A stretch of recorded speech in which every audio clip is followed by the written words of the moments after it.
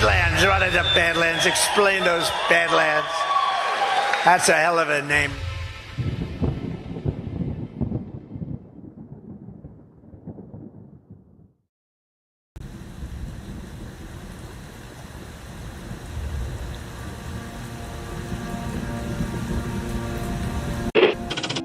Mr. Vice President, I'm going off script again, I know, but I just want to personally thank you.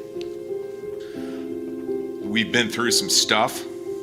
We've gone through some of the most complex military operations this country's ever conducted, and your steady hand and your leadership during those was a great source of strength for me. Thank you for your leadership. Thank you for your character. Thank you for your selfless service. Thank you for commitment. Thank you for being a mentor to me, Mr. Vice President. It's called the swamp. And you know what happened? And you know what I did? A big favor. I caught the swamp. I caught them all. Let's see what happens. Nobody else could have done that but me. I caught all of this corruption that was going on, and nobody else could have done it. Did I get that one right?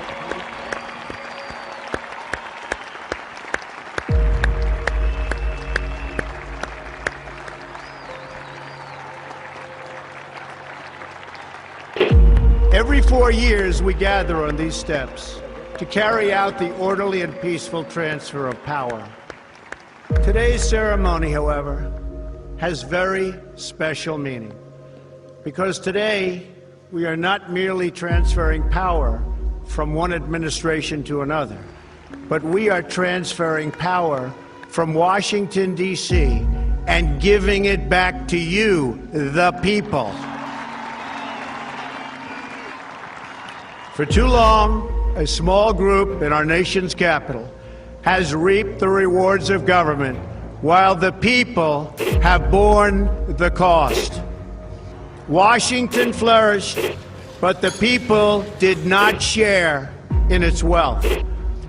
This American carnage stops right here and stops right now. The forgotten men and women of our country will be forgotten no longer. From this day forward, a new vision will govern our land. From this day forward, it's going to be only America first. This is a president of the United States who is a danger to the republic. America first. He knows he's an illegitimate president. The oath of office I take today is an oath of allegiance to all Americans. The great Trump recovery. America will never be a socialist country. I will fight for you with every breath in my body. Russia, Russian, pro-Russian, Russian, Russia, Russian, Russian, Russian, the Russians. Russian. Russia, Russia, Russia. And I will never, ever let you down. A dangerous virus is spreading rapidly in China, and U.S. officials are very worried that it could come here. This is really the worst attack we've ever had. This is worse than Pearl Harbor. This is worse than the World Trade Center. There's never been an attack like this. The time for empty talk is over. Now arrives the hour of action. What they're doing is using COVID to steal an election. Together, we will make America strong again. You know what it's about? Fraud, fake ballots. We will make America wealthy again. They are trying to steal the election. Now, under the leadership of President Trump, we are fully realizing President Kennedy's prescient view of Special Operations Forces. We will make America proud again. And watch, please, those mail-in ballots. We will make America safe again. And in millions and millions of ballots. Their vote is under what they thought they needed. They're dumping more ballots in there, okay? And yes, together, we will make America great again. Thank you. God bless you. If we are right about the fraud, Joe Biden can't be president. Congress, the chair declares the joint session dissolved.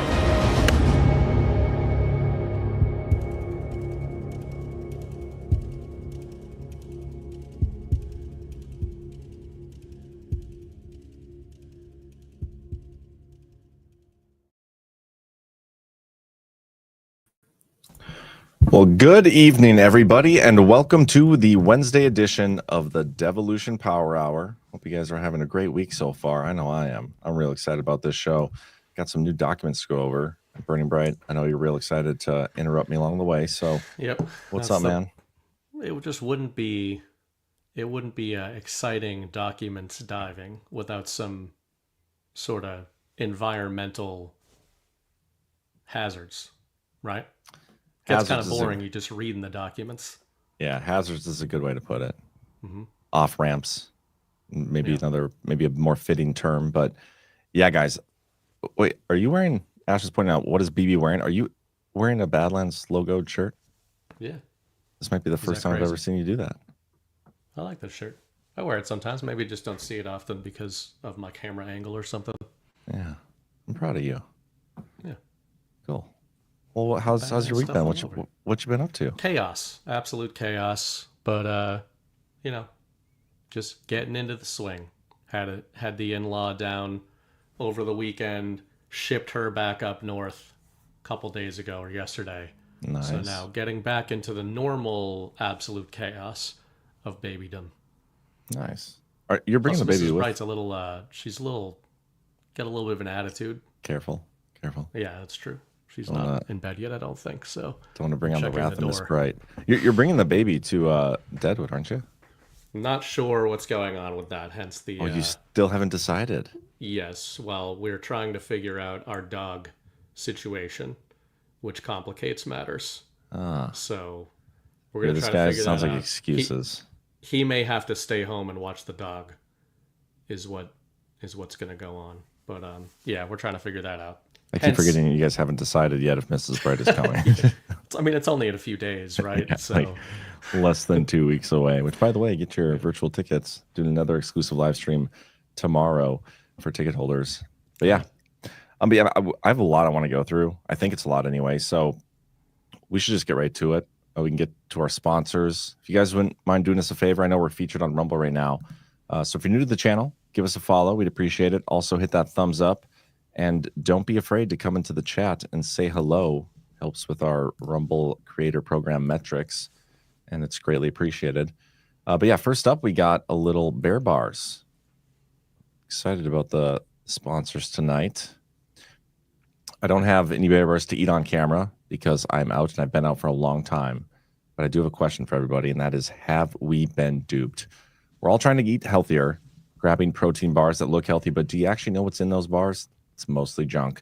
One comparison found a fast food burger was healthier than a protein bar. That's why I'm all about these new Bear Bars. It's what you thought you were getting in a protein bar. Real food, minimal ingredients, no mystery additives. The Bear Bar is literally just beef protein, tallow, honey, and salt. That's it. All real food, and it doesn't taste like garbage, considering the fact that it's all real natural ingredients. 20 grams of clean grass-fed beef protein, but it doesn't actually taste like beef. It's got a light, fluffy texture, not a gut bomb like other protein bars. It's naturally sweet, easy on your stomach, and most importantly, it doesn't taste like garbage. Bear Bar got it right. High-quality protein bar without the junk. You got to give it a shot, and we can get you a 15% discount to get you started and free shipping. Use code DPH at getbearbars.com. That's getbearbars.com. Promo code DPH. Have you gotten any of these yet, those Bear Bars? I do, and it is refreshing to see. We're always tickled by the fact that most foodstuffs have like 14 ingredients.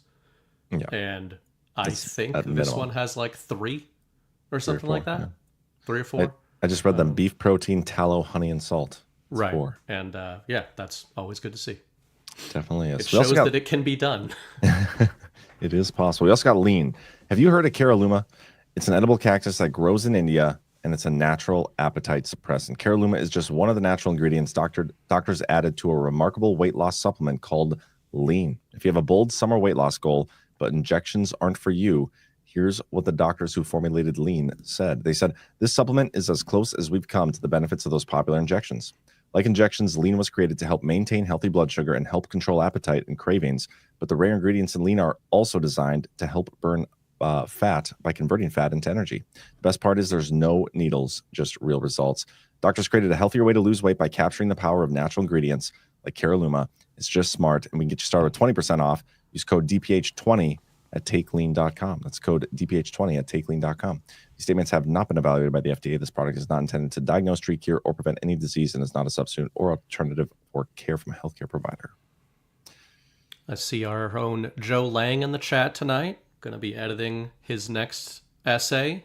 Ooh, awesome. Either in the wee hours of the morning or sometime tomorrow. But look for that, badlands.substack.com. All our stuff is free. Any support over there just goes to helping pay our writers. Yeah, I haven't seen Joe in the chat in a while. It's good to see you, man. Good to see you, Joe. You're going to like tonight's show, I think. Yeah, he's one of those documents. He likes clicking links and looking at documents and stuff. You know, I think the labeled documents guys, one of those documents guys, is a little like, okay, bro, that's a little harsh. I like to call myself a researcher. Mm-hmm. Well, I'm a researcher, not a talker like you. And like John skimmed over, badlandsmedia.tv/events, live stream tomorrow, 2 p.m. It'll be fun. I don't think the last one was super contentious, right? But I wasn't on the last one. Usually there's a lot of arguments on those for some reason. Yeah. There's a lot of It was pretty good. Usually. It was pretty good.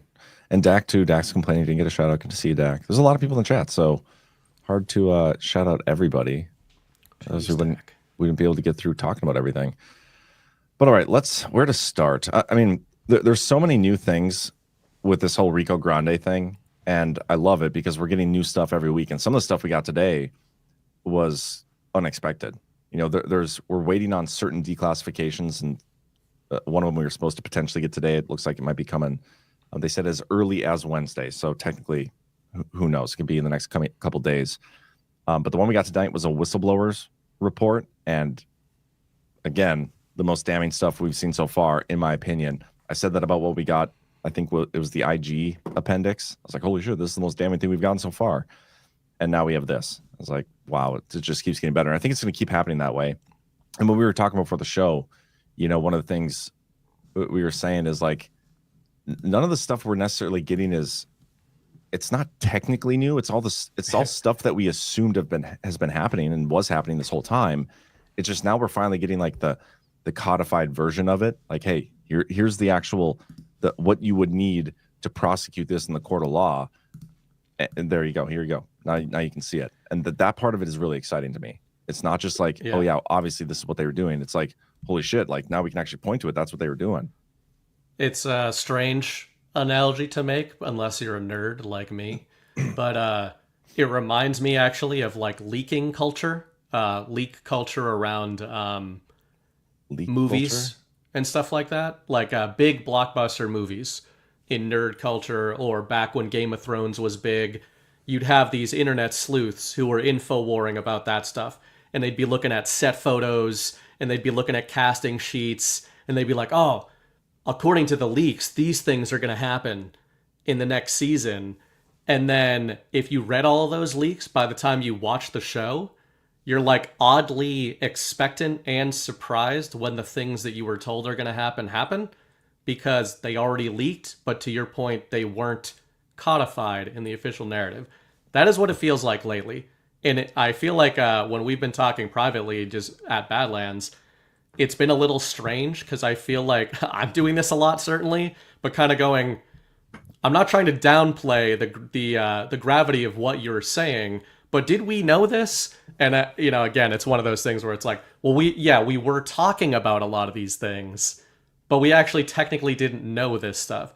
So it's a weird situation where a lot of these recent conversations feel like reruns, but now they're like official reruns, which does make it exciting. Oh, it's great. It's absolutely great. I want to start off with this story because it's, in my opinion, just ridiculous. This is not what happened, but we're going to talk about it anyway. So this Brooke Singman, she came out with a report, I think it was like 2 days prior to this, with like this breaking news of, I don't even remember what it was, but it was like nothing necessarily new, but it's a Fox News reporter putting out the story that, you know, so obviously that's important because there's a certain demographic that needs to get their source of news from Fox, and it is what it is. Yeah. This story that just there's two aspects of this. One, that Kash Patel found a whole bunch of documents in a closet at the FBI. That story is not new. We've had that story for like 2 months now or something. And the whole time I've been saying that's ridiculous. That's not what happened here. And I'll talk about that here in a minute. But now there's a new layer to that story to make it even more interesting and more like, oh my gosh, crazy, what happened? And that's the documents. Not only were they in some room like hidden at the FBI, but they were in burn bags too. Like they were probably on the way to the incinerator when Kash Patel found them. That's what's so crazy about the story now. I mean, it's ridiculous, but because it's quote unquote us, like it's our guys who are deploying these narratives these days, it's sort of funny. It's not really frustrating to me. It's more funny. Like I often bring up this refrain, but the choice to know will be yours kind of commentary in the truth community. There's big implications of that, but these are some of the smaller ones. Like I think of that when I see headlines like this. I think of, okay, Normieville is just going to read this and be like, yep, I guess, burn bags. And how dastardly were those dastardly villains and ne'er-do-wells doing dastardly deeds to try to get the Orange Man. And then this audience gets to kind of perhaps take the wink from patriots and be like, come on, guys, like burn bags and closets full of documents. Yeah. You know what's going on. We know you know what's going on, but obviously we can't talk about that. There's two things about this. Number one, that this is the part where when I got here, it's like 3 paragraphs in or something. I was like, okay, bullshit. The declassification of the classified annex. Wait, did I miss? Yeah, right here. Sorry. I was even one. It's less paragraphs down. It's 3 paragraphs down. Sources told Fox News Digital that one of the documents FBI officials found in a burn bag was the classified annex to former special counsel John Durham's final report, which includes the underlying intelligence he reviewed. It just so happened to be one of the documents in there. There was no other copy, clearly, based on the implications of this reporting. John Durham must have put it together with a little typewriter, and there wasn't a digital copy. He didn't give any copies to Congress. Nobody else had it. It was in this burn bag. And I was like, okay, bullshit. But this is what we've been saying before. Like, all these documents that we're starting to see rolled out, that they just so happen to be finding these things. These are the things that they raided Mar-a-Lago for, that they were searching for. Oh, yeah. Trump did not walk away in 2020 and just, we'll just leave these here. Hopefully we'll get back in, and hopefully these documents are still here, and all the bad guys that are implicated in those documents didn't do anything with them. And then on the flip side of that, the bad guys didn't get back in and then themselves walk away and be like, we'll just leave these here and hope these things that implicate us aren't used by the good guys, right? That's not what happened. The Mar-a-Lago raid was a cover story for the bad guys searching for these documents. And right now, a story like this where Kash Patel is finding these documents is a cover story for them having walked away with those documents and had them the whole time. And now they're just publicly releasing them. And this is the narrative they're telling us as to how they're finding these things. But none of that's true. It's all bullshit. Kash put it in the burn bag yesterday. He put the burn bag into the closet. Yeah. And then today he went in there and found them and took them out. Something like that. But yeah, it reminds me of the scene from The Departed where Frank Costello tells one of his henchmen to hide the body in the marshes, and the police immediately find it. So it's just like, this is, again, choice to know type of stuff. But yeah, this is, unless patriots were setting traps and they put bags of documents that said, super, very important, please, if you're deep state, don't read these, because we'll be back in 4 years. That's the other possibility. Yeah. And remember, they told us this, and then they stopped running with the story immediately. The mystery of the missing binder, how a collection of raw Russian intelligence disappeared under Trump. Just where'd it go? We don't know what happened to it. It's like they were going to make this an issue, and they're like, oh, shit, we can't do that. Right. And then they stopped. Like, we had no follow-up to the story. There was hardly any other reporting on it. We had one thing with all these. I remember we were making fun of like the graphics on this at the time, because it was like scrolling with you like a weird, it was changing as you scrolled. It was just funny. But right. Yeah, it's obviously all bullshit. It's narrative warfare. It's cover stories. There's a larger, back and forth little battle going on, and neither side is willing to admit the actuals of what's going on behind the scenes, because it's more important for them to present the story aspect of how this is playing out, whether that's to protect themselves, or who knows what the motivations are for them telling it the way they're doing it this way. But it is what it is, and it's bullshit. Well, I was going to say, though, do you think, given the subject matter of this show, that one of the reasons, like, pick whatever translation story it could have been, not burn bags and documents in closets, but the why of not admitting that they took these documents with them, do you think it's more about protecting the sanctity of ongoing investigations? It's more about the deep state saying they didn't have the right to take those documents with them, as we heard them arguing for 4 years, or perhaps related, if they do start talking about how long they had these documents, does that get them very close to the gravity of explaining aspects of the devolution operation? 100%. That's what I think it is. Like, Yeah. I don't think, unless they're going to like wipe out government, Congress, and put in a legitimate election system, and we get a legitimately elected representatives, I don't think they're going to have the ability to disclose what happened in 2020 with Trump walking away, because there'll be the impeachment stuff. Like, there will not be conservative or GOP whatever if there's no such. It's all so stupid. It's all uniparty. The uniparty will not let Trump get away with disclosing devolution took place, and so I personally don't think we're ever going to get any form of actual disclosure of it. Mm-hmm. I think Trump has shown us that he's wanting to play this whole thing out in the narrative battle space, like the mainstream normie narrative battle space, and that's why things are operating kind of like they always have. And Trump is just so happens to be, doing things that kind of skirt the law, or like things that have never been done before or haven't been done in hundreds of years. Like the rescissions, the pocket rescissions thing that he's going to be doing from the Impoundment Control Act, something no president has really utilized. At least it's not been talked about, but they're like openly admitting now, something me and Chris were talking about on a DPH a couple of weeks ago, that's what they're going to do. They just got to wait till middle of August, and they're going to be able to put all these rescissions through. And as long as Congress doesn't address them, all those funds get fall off. Like, these are things that they're normie acceptable narratives and tools that they can use to get the job done without just totally inverting things and exposing that devolution took place. Yeah, that's why one of the terms I use quite often is narrative translation layers. Like, these are ciphers, these are templates, the finding documents in closets, etc. There's so many different examples of this, but I think you sort of went by a point there that I like when you mention. Obviously, we've said before, if the 2020 election was fraudulent, then we always focus on the president, but it's the whole government, right? We don't have free and fair elections, so the whole system, the whole machine is compromised. So the way you kind of said that was the uniparty is not going to let Trump kind of get close to this kind of disclosure. I think that's a reasonable way to look at it, but I would also say where my mind went is almost the opposite.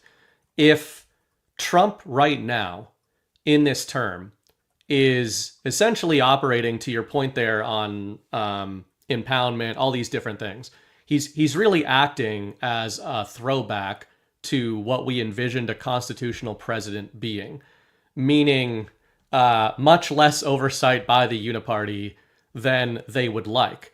And we've talked about that a lot this year. But in light of devolution not being disclosed, maybe it's one of those things where the uniparty, to your point, is incentivized to not question the legitimacy of Donald Trump because they want to stay in there.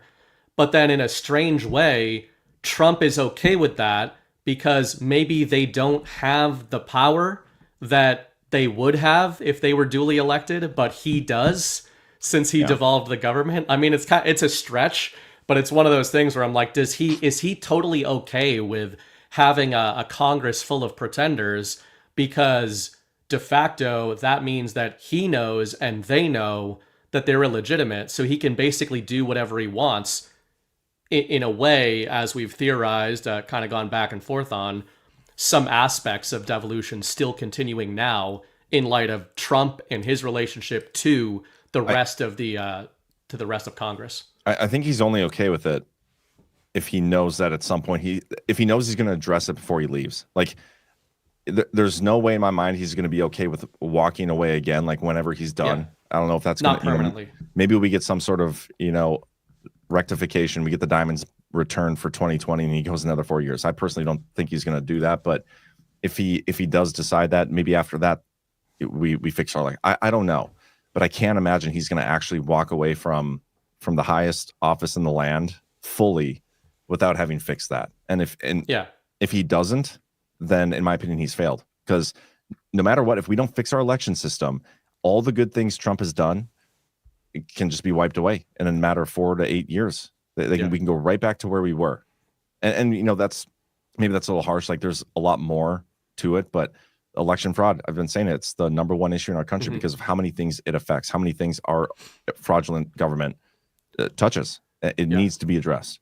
Just one more point on that would be, I think Congress, if they know they're illegitimate, especially kind of deep state actors within Congress and the uniparty, they're further disincentivized to shine a light on what they perceive as Trump overstepping his authority, because, the further they go down that pathway, the further they might get toward questions about their legitimacy and the election. Like the further they get Trump in a position where he would be forced to disclose the devolution operation that we don't think he ever will, they're not incentivized to get him to disclose that either.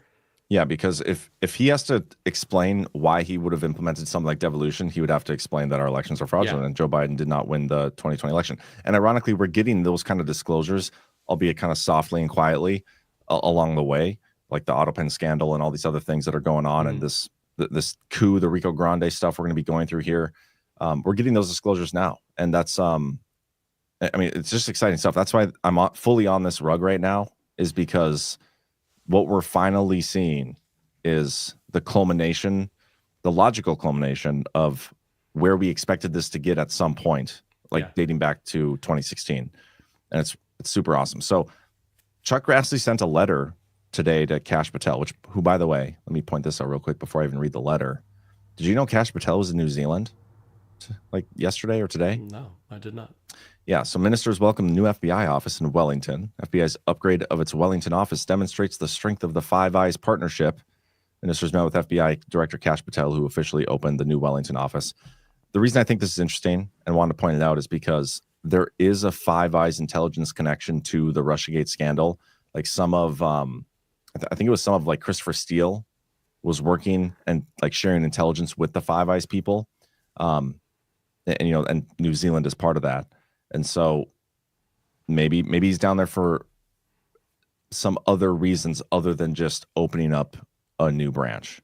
Because it was more so Australia and the UK, I think, that was sharing intelligence related to essentially prompting the FBI to like kick off the probe, the Russia collusion hoax.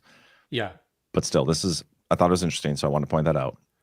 It's sort of a globalist wrap-up smear is really what the Five Eyes thing looks like. Like we always talk about that from the context of the U.S. media, and obviously with the IC report, et cetera, the U.S. intel apparatus kind of doing wrap-up smears and circular reporting, circular investigations.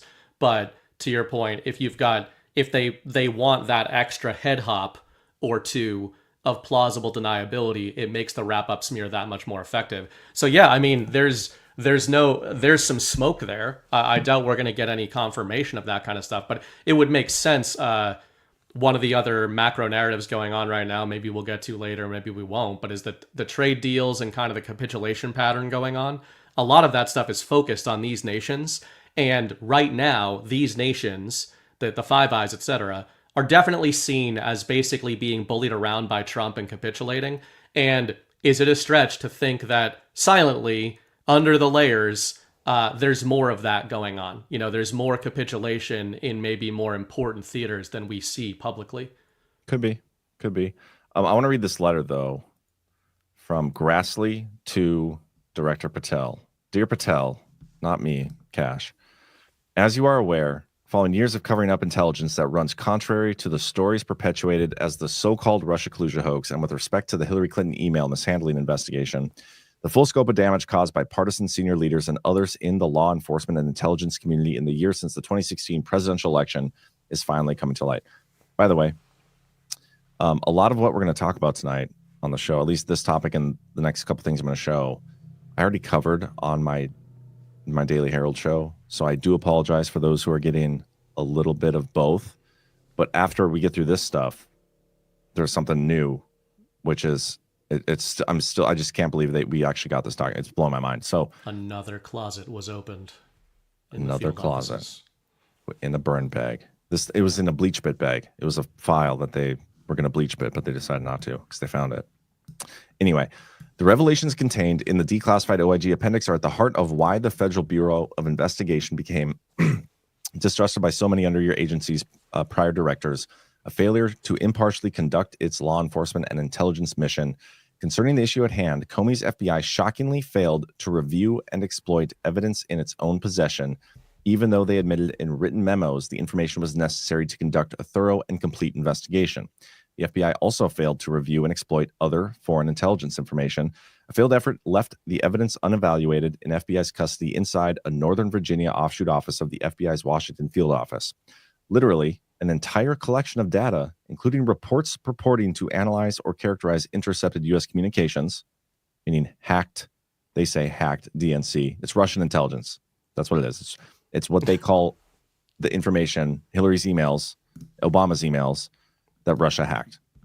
They didn't hack it. Yeah. And information concerning cyber intrusions into U.S. entities were simply swept away into the dark confines of history until now. We refuse to allow this dereliction of duty to continue and trust that your leadership will immediately seek to rectify this oversight by prior DOJ and FBI leadership. Therefore, we now write to stress the importance of blah, blah, blah. They want Kash Patel to finally go through the thumb drives that we were talking about just a couple weeks back. Do you remember that? Yeah. Do you remember that discussion? I do. Okay. I want to Why would you say it like that? Because I never know if you actually remember the stuff. I know some of this stuff might be a little over your head, so I just want to make sure you're... I can't even read documents, so never mind remember what I've been told about them. Thumb drives, though, speaking of translation layers, it's not a stretch to think of names like Seth Rich and Julian Assange. Anytime you see the term thumb drives being talked about in any of this documentation, it doesn't mean that that's what they're literally referencing here, but that terminology hitting the narrative battle space, as you called it earlier, that's certainly one of those plumes of smoke myself and many others would love to see, like wish fulfillment wise, something like that, as you guys were talking about with Mike Benz a couple weeks ago. Yeah, and I think I don't know if I said this on Saturday or a different show. I don't remember what show. Everything's like blurring together now that I'm into documents world. But I actually went through and read Sean Henry's transcript. Did I say this on last week's Wednesday show? I don't think so. It might have been Saturdays. But anyway, I read through Sean Henry's, the CEO of CrowdStrike, his testimony to Congress, and he admits in there, he's like, we didn't actually see the exfiltration. I know everybody knows this, but it's just interesting to actually read how he said it. He's like, we didn't witness anything, but we could see he was prepared to be exfiltrated. And then he's like, but there was circumstantial evidence that it existed or that it happened. And the circumstantial evidence that he's talking about is the fact that Russia had them. He's like, so Russia, they had these emails, so clearly they are the ones who hacked it. That's all the evidence they have saying it was Russia.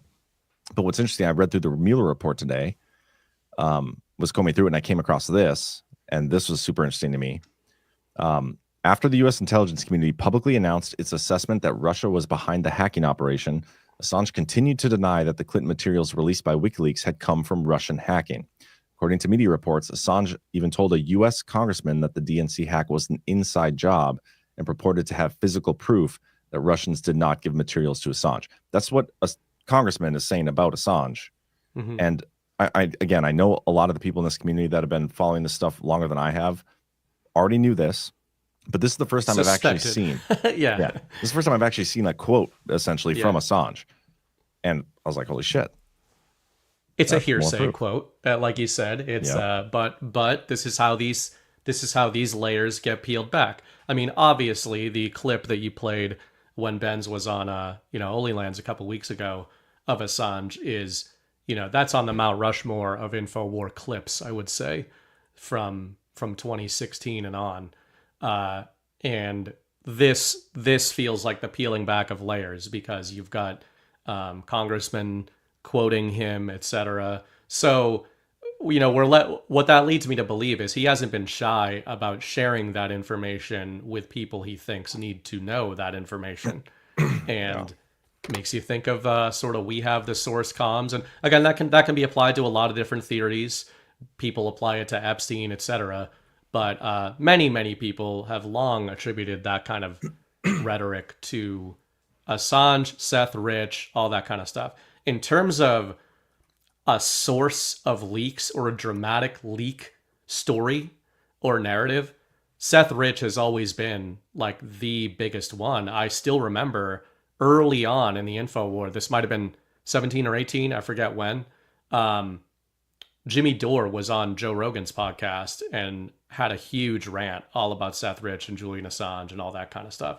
And so I only bring that up to say, we often mention the normie layers and, how much of this stuff is or isn't even going to reach them. I don't think normies right now are talking about burn bags. I think that that's a different layer of the mind.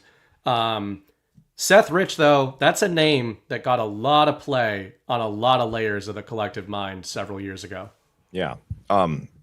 You're right. And I'm still waiting for that next, he's a logical person to come back into the story at some point. Yeah.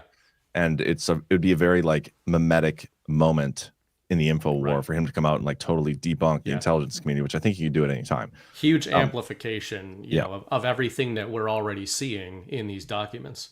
That's what I'm saying. Huge mimetic moment. I want to.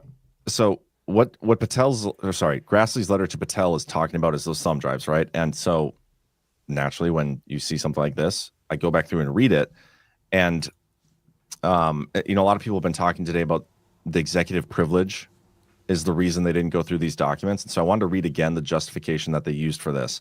So I went back in and I found something super, super interesting that I don't think has been pointed out before. And I think it's a pattern now, or a theme anyway, but this is a section I'm going to focus on. So again, there's 8 thumb drives.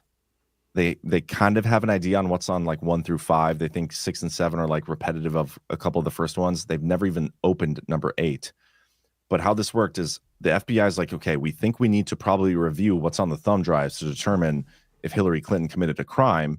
But it's kind of obvious that there's materials on here that are sensitive. There will be victims to it. And there's executive and congressional privileges being, executed. And that's the reason for them not to go through it. And so the FBI issues a memo to the White House requesting permission to view these things. And I have the quote here. Our limited investigation into this issue revealed additional efforts to obtain access to all 8 thumb drives after the mid-year investigation concluded on July 5th. In particular, we identified on August 31st, 2016, a memorandum from Deputy Director Andrew McCabe to then DAG Sally Yates requesting permission to review all 8 thumb drives for information related to attempts by the Russian government to influence the U.S. political process. We were told by FBI witnesses that this memorandum resulted in 2 separate meetings about this issue that included McCabe, Yates, and White House counsel Neil Eggleston, W. Neil Eggleston. And again, if you watched my show earlier, we already went over this, but I think it's so important that we're going over it again. The first meeting occurred September 20th, 2016. The second occurred on October 20th, 2016.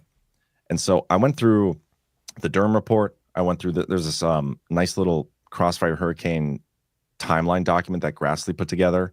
I went through, this obviously, and then I think it was the OIG report or the FISA application report from the IG, the 4, where he went over the 4 times that they got FISA warrants.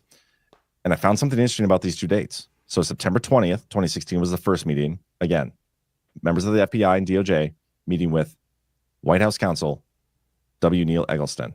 The day after the first meeting on September 20th, so that'd be September 21st, at the direction of Fusion GPS, Christopher Steele went to the New York Times and all these other news agencies, Washington Post, New Yorker, Yahoo News, CNN, fishing the story of Russia collusion.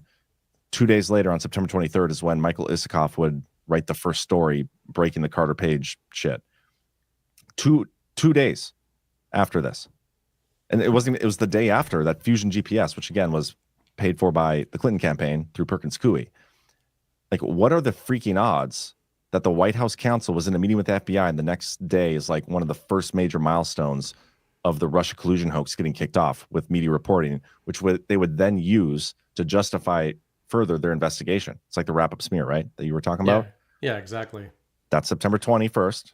And then after the second meeting, October 20th, 2016, the FISC approves the FISA warrant for Carter Page following FBI application approved by Deputy Attorney General Sally Yates. What's interesting is it was submitted and approved on the same day, October 21st. So one day after meeting with White House counsel, Sally Yates submits and has to approve the FISA application on Carter Page.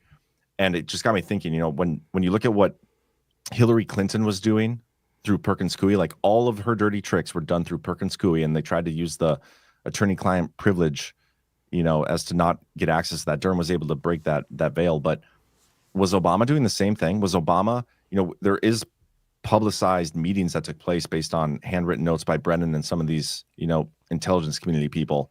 But was he a lot more involved than we even realize by using his White House counsel and doing dirty tricks through him, just like Hillary Clinton was? Well, I mean, yes. But, yep. All right. Next. No.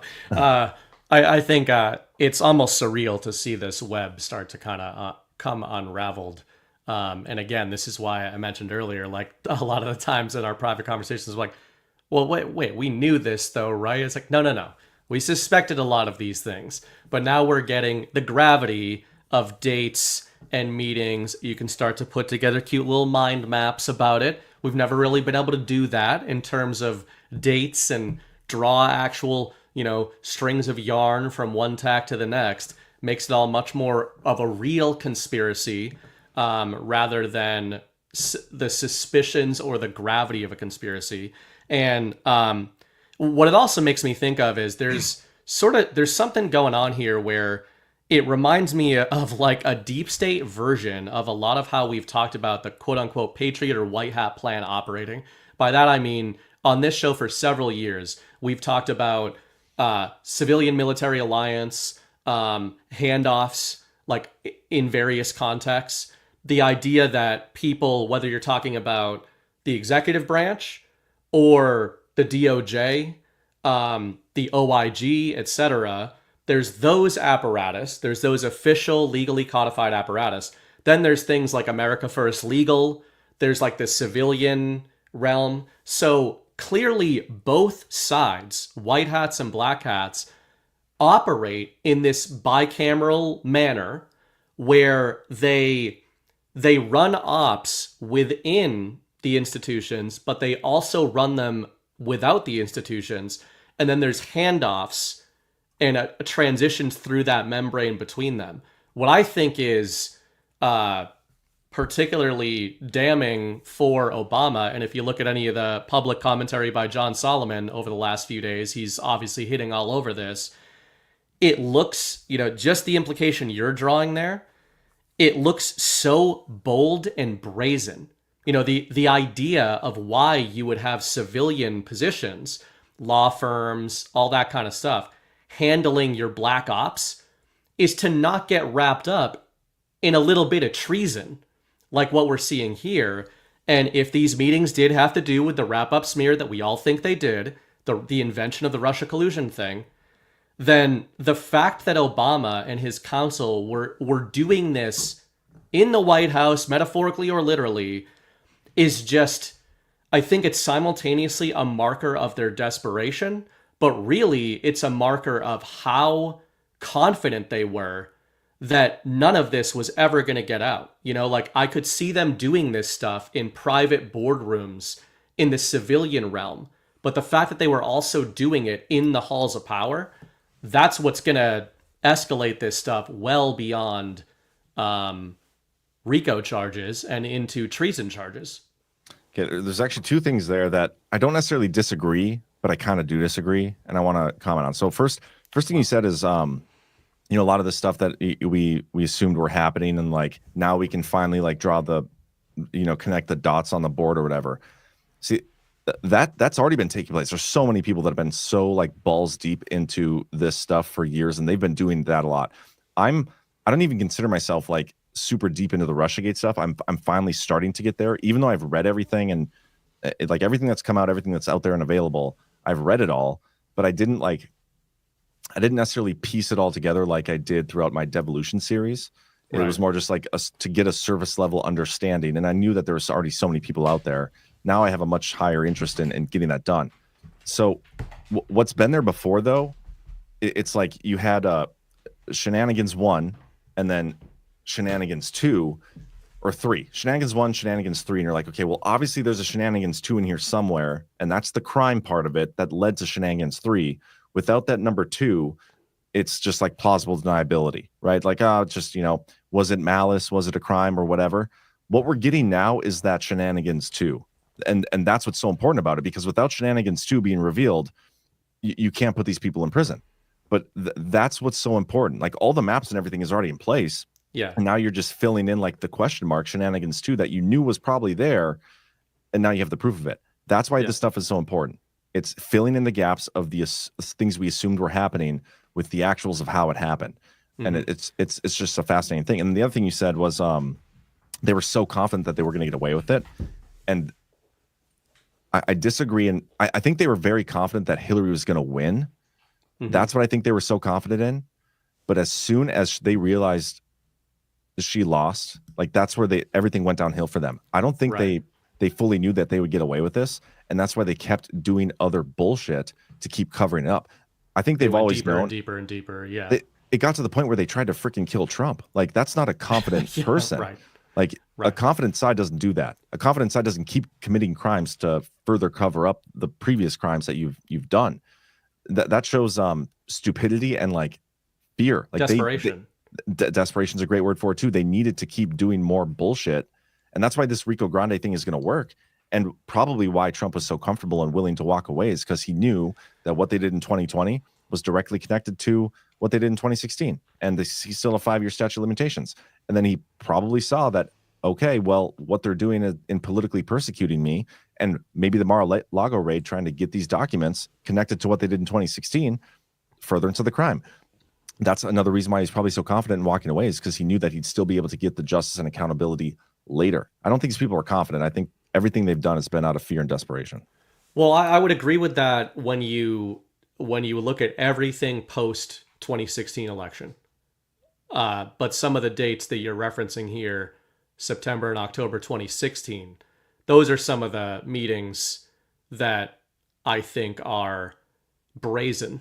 They like never thought said. she would lose. Yeah, they never thought she would lose. And I mean, I totally agree with you that probably the vast majority of the crimes and the stuff that certainly expanded the web, maybe they already had enough based on 2016 meetings and actions to go after some of the prime players that we all talk about, Barack Obama, Hillary Clinton, stuff like that, the close orbit there. Certainly the Rico Grande probably expanded, and that head hopping idea, there was hop after hop after hop as the web expanded, because to your point, there's, the cover up. It's not that the cover up gets you just because it's desperate and stupid. It's that there's one crime or one sort of season of criminality initially, and by definition, a cover up requires a bunch of more crimes that are separate crimes then being committed around it. And each one of those kind of becomes like a sun around which a whole new RICO web builds. But the 2016 meetings, we've heard forever, they never thought she would lose. And obviously it really, I guess, speaking of codification, it really nails home or drives home that point that we've heard that refrain. We've heard that they really did not think there was any chance of Trump getting in there. But to your point, now that we're seeing these puzzle pieces actually fit into place, we're seeing dates, we're seeing names and meetings, it's being proven out. They really, really did not think this, and they were already criming around well before Trump was announced as the incoming president. Yeah, well, as soon as he won, though, and you look to the ICA and what they did in December and January, and the whole shift was at that point. That's when they realized they were effed, and they started committing the next crime of, okay, we need to ensure that there is some sort of special counsel. They needed to delegitimize Trump, and from there on, it just lists further crimes: Mueller probe, impeachment stuff, COVID. I mean, we've gone over that list so many times. So has Trump and so many others. But okay, then it brings us to what we got today. Let me see if I can find the right tab. I got a bajillion of them. Okay. So again, this was not something we were, or at least I was expecting. When it comes to documents I was actually expecting, it is, let me find it. We are still waiting on, and this is according to Derek Harvey, one of the Hit List Squad members featured on Bannon routinely. He's one of the guys who worked with Ezra Cohen-Watnick and Rich Higgins and Bannon back then, the Hit List Squad. He said on Bannon's show last week that we're still going to get the Durham report. There's 2 classified annexes we're getting from that, one having to do with the Clinton plan intelligence, one having to do with the Steele dossier. Can't wait. There's also Inspector General reports having to do with the misdeeds with FISA and how that played into the Steele dossier and the like. So that's what we're expecting. Today we got this from DNI Gabbard. Russia hoax whistleblower threatened. Multiple attempts to report wrongdoing were ignored. Okay, and I mean, honestly, we should probably just read through this whole. It's 19 pages. Is this a summary? That's a summary. I think we should read through this part. Like it's really not that much, and we can discuss it as we go through. And some of it's emails where he's just like emailing the IG. He has one email to Space Force, which is pretty interesting. I think we just read through it all. Yeah, it won't take that long. So this is like his the executive summary. And we're going to get into more detail, but there's one thing in here that blew my freaking mind and kind of connects everything together. From 2015 to 2020, I served as a Deputy National Intelligence Officer, DNIO, at the National Intelligence Council. For the first 4 years, I served as DNIO Cyber and IC Lead for East Asian cyber crimes. A secondary area of my focus was cyber-enabled information operations, assigned to me by the first National Intelligence Officer, NIO, for cyber. This would later be taken over by Christopher Porter. That's the position that was one of the sole dissenting views that China did interfere in the 2020 election. We have not seen the end of that story either, by the way, guys. Anyway, redacted. This role was based on my prior experience in the subject and my having redacted. Redacted, I led the production of the Intelligence Community Assessment on Cyber Threats to the 2016 U.S. presidential election. This ICA, the 2016 ICA, was specifically tasked by then DNI James Clapper during a secure video conference call conducted with the NIO Cyber, myself, and others. On the call, the DNI stated that then President of the United States, POTUS Obama, had urgently requested a comprehensive analysis on election security, and the DNI accepted, redacted, proposal to deliver the analysis via the ICA format. I completed and delivered the 2016 ICA prior to the November 2016 polls and was commended for these efforts in my annual performance review by redacted and then vice chair of the NIC, redacted. After the November 2016 polls, I participated in production of multiple intelligence products, including presidential daily briefings, assessing if, how, and why Russia might have interfered in the 2016 election. The outgoing Obama administration then tasked a new ICA, the 2017 ICA, on the election. This is the ICA that everybody's been talking about the last couple of weeks. This is the one that happened after that meeting in December. It was released on January 6th. Comey goes and starts briefing Trump on it and lies about it, and that's how you get that whole IG investigation into the memos, the Comey memos. It's all fascinating. Anyway, for the new 2017 ICA, I was directed by redacted to focus on Russian attempts to access U.S. election-related infrastructure. So he was told to focus on Russia. IC reporting suggested many Russia-attributed IP addresses were making connection attempts that the IC could not explain the purpose of. Later, when presenting redacted with our findings, redacted directed us to abandon any further study of the subject, saying it's something else. In light of later development in open source reporting, I came to have concerns about this Russia-attributed cyber activity and the abrupt dismissal of the study effort. So I'll let you comment on it here, but I just want to show you guys one thing, because you can kind of walk through this with me as I was going through it earlier. I got the report. I was like, holy shit, let's go through this. The first thing I read and stopped on was this. Weird. The whistleblower says many Russia-attributed IP addresses were making connection attempts. Like, what's going on? Why did they tell him to stop? And then I think my next post was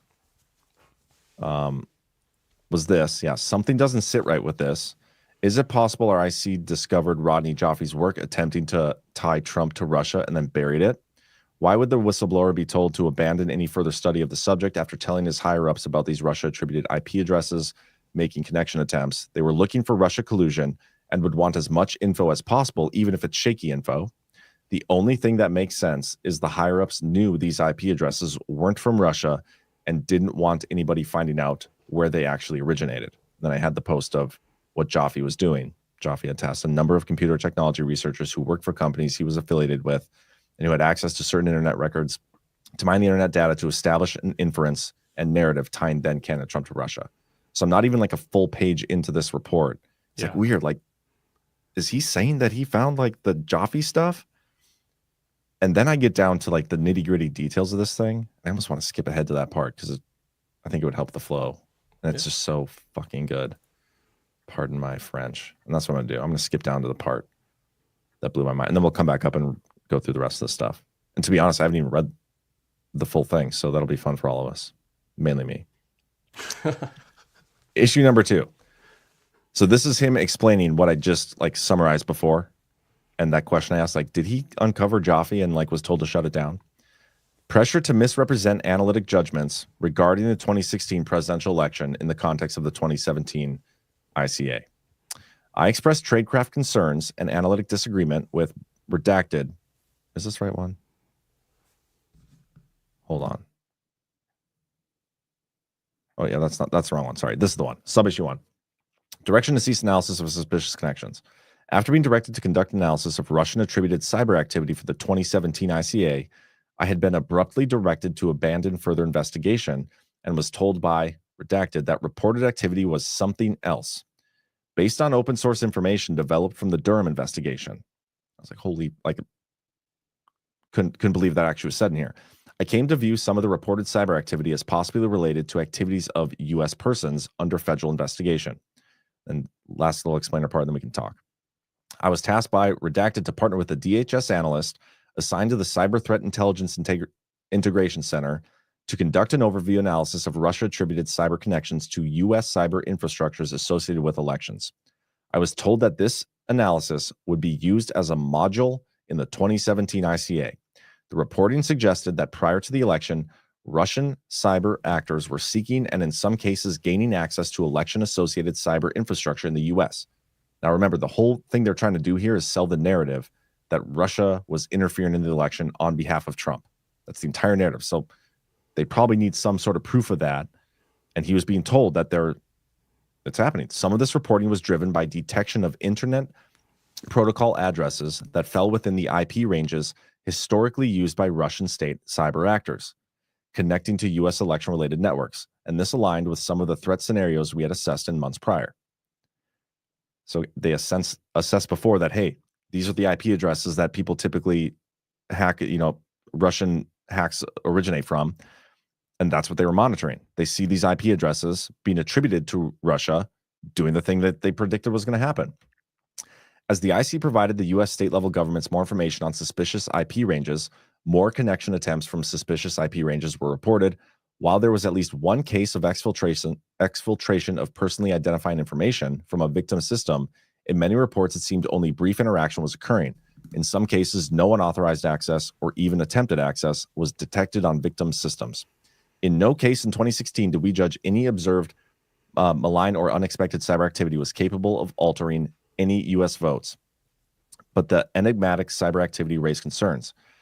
Presuming the activity was correctly attributed to Russian actors, either Moscow was gaining access we could not detect or was making contact for its own sake. Likely, I assessed as a basis for subsequent, probably cyber hacks. But it's redacted.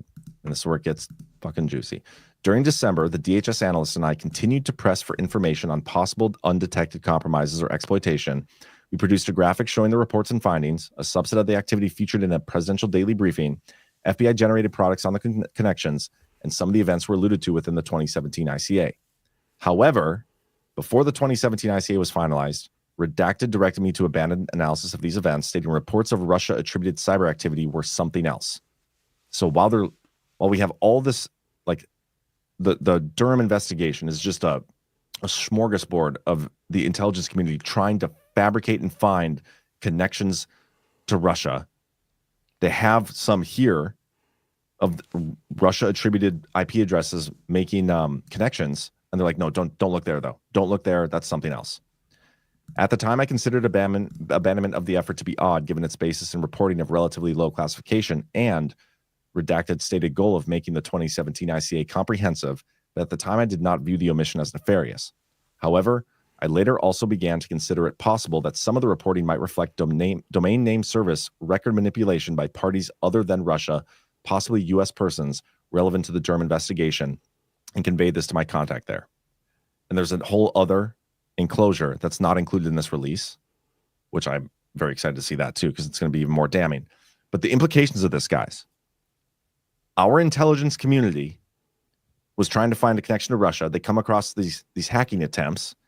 On the flip side of stuff, the Hillary Clinton campaign paid Rodney Jaffe to use his tech guys to find a cyber connection between Trump and Russia with the Alpha Bank hoax.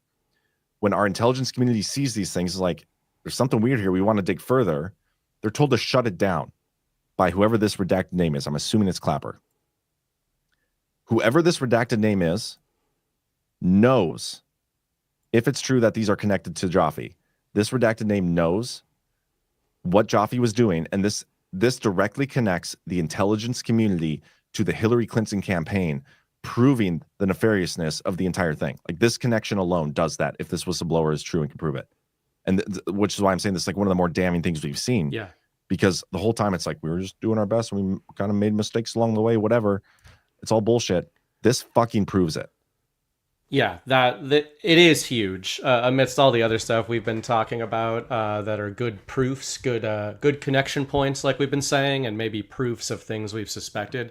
If you're talking about not just the legal, the justice phase, but oddly, more importantly, the translation of that justice phase to Normieville, because all the back and forth that we have in this community about normies and, you know, waking up the normies, etc.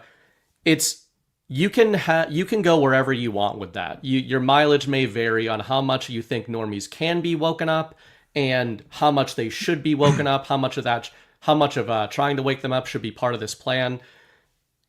If there's going to be a grand RICO conspiracy case and a treason, charges brought against former presidents, etc., and candidates, that by definition, that is going to be a nuke going off in Normieville.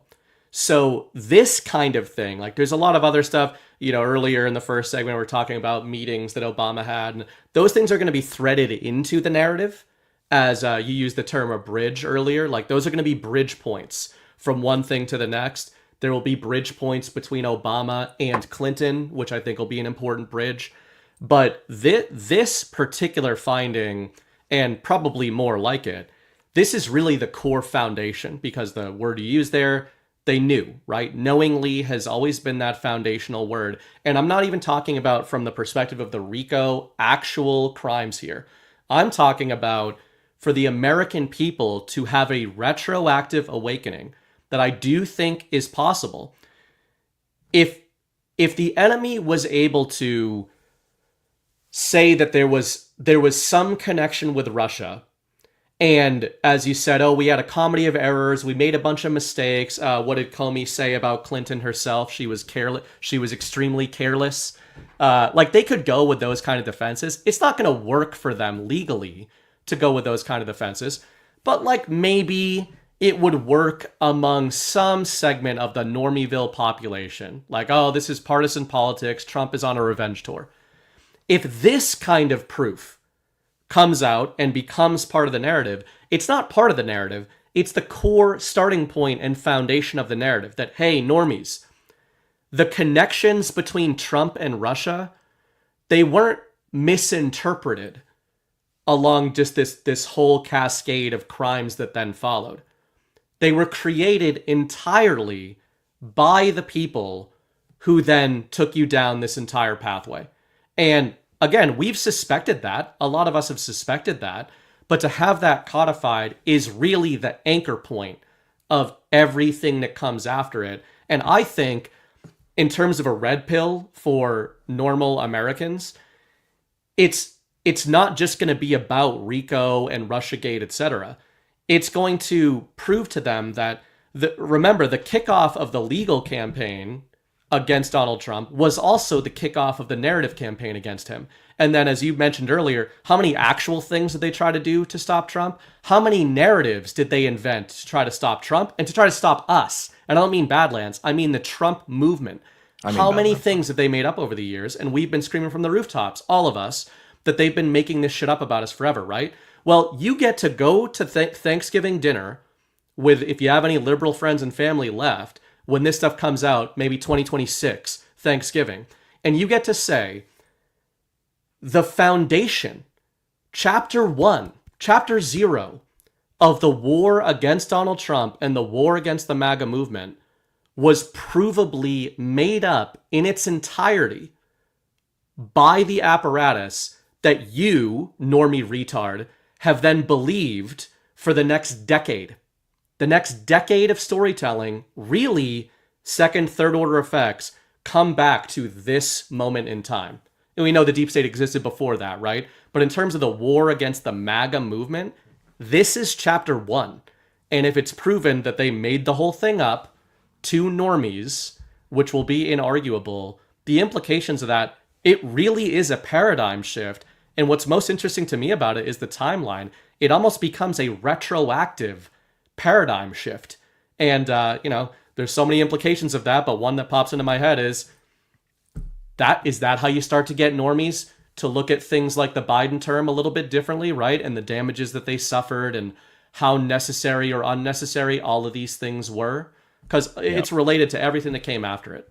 Oh, it is, because who are the ones that told us? Like, if you can prove the intelligence community lied about the entire Russia collusion stuff, who are the ones that told us that the 2020 election was the most secure in American history? Exactly. Same people. It always brings me back to this clip from Trump. Don't forget, this persecution is being done by the same weaponized agencies that for 7 years have been running illegal psychological warfare campaigns against the American people. It's so true. And it's warfare. That's not a word used lightly. But I want to play this clip. The other day, Miranda Devine interviewed Trump, and Trump was talking about what happened here. And he says something pretty interesting. And he's talking about how he's basically explaining the narrative warfare aspect of it. He's like talking about all the bullshit from the deep state. I think he even says the word bullshit. And he says, but you got to explain it to other people. Like this is a rerun with the gaps filled in, but it's going to be presented in a way that's so easy to understand that you're going to be able to sit down at the dinner table. You're going to be able to show them a clip from the Devolution Power Hour, probably of me going through documents and be like, look at this shit. Look at this guy. Look at what this nerd said. But listen to this clip. You think of it, I've been.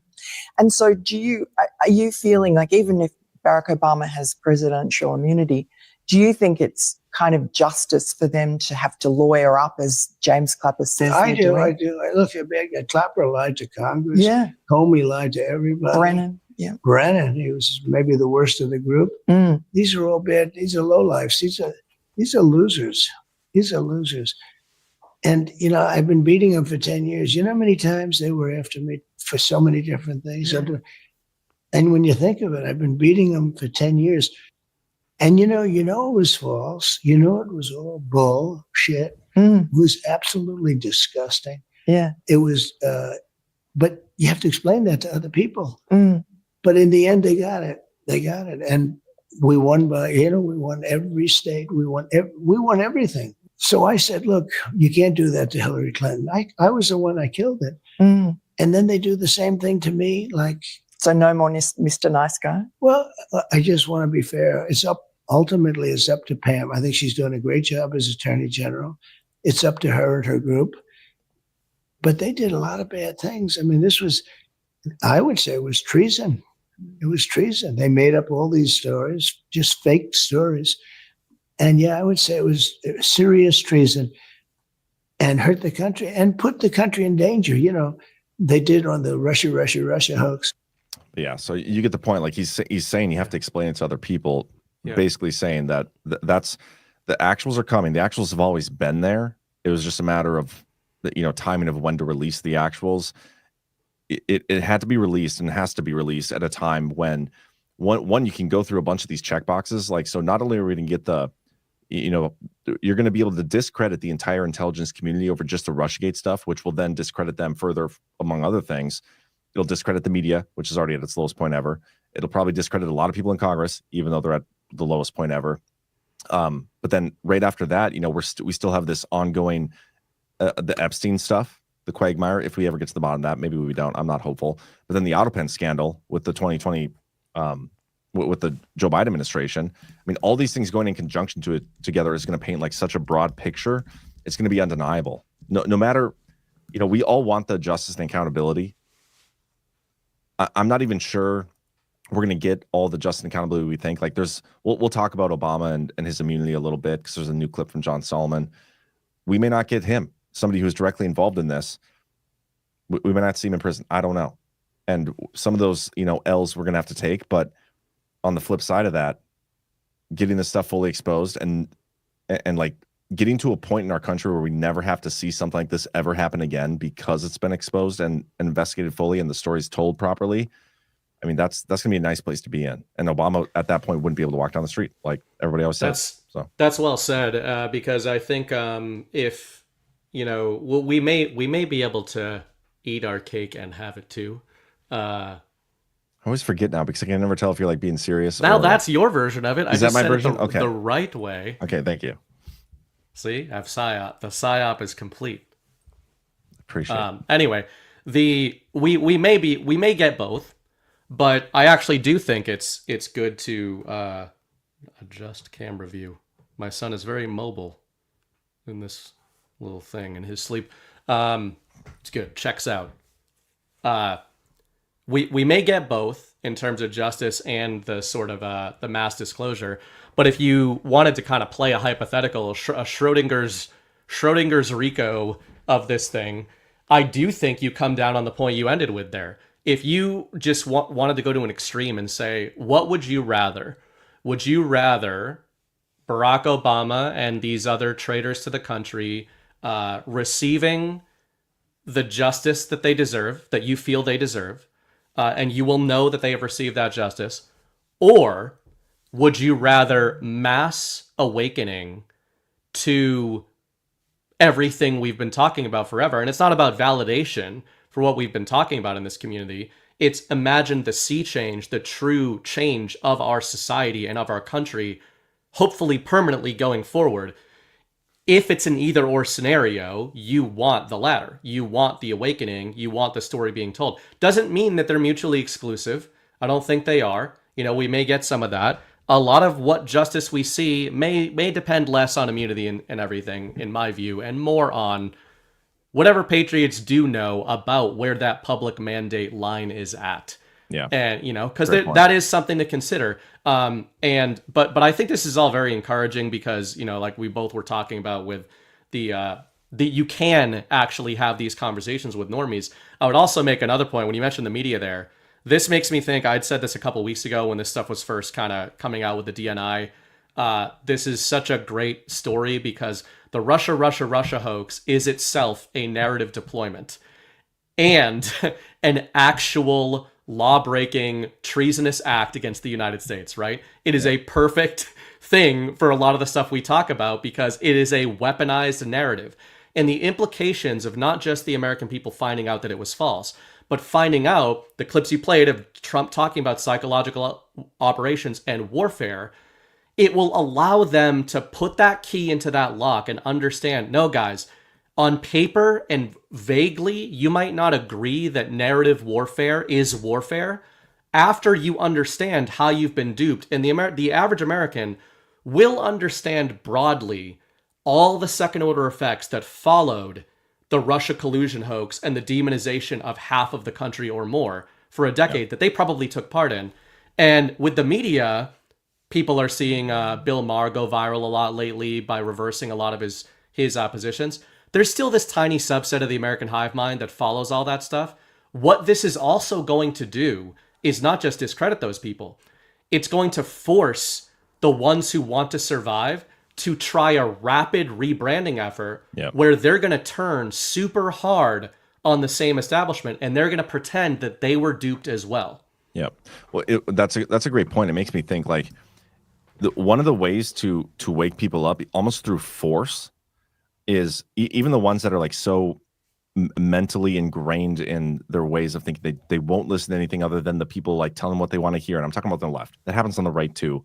But I'm talking about the people who are like, oh, well, clearly Trump's just politically persecuting his enemies or whatever. If you get an arrest of some big names like Hillary Clinton, Obama, these people, they get indicted.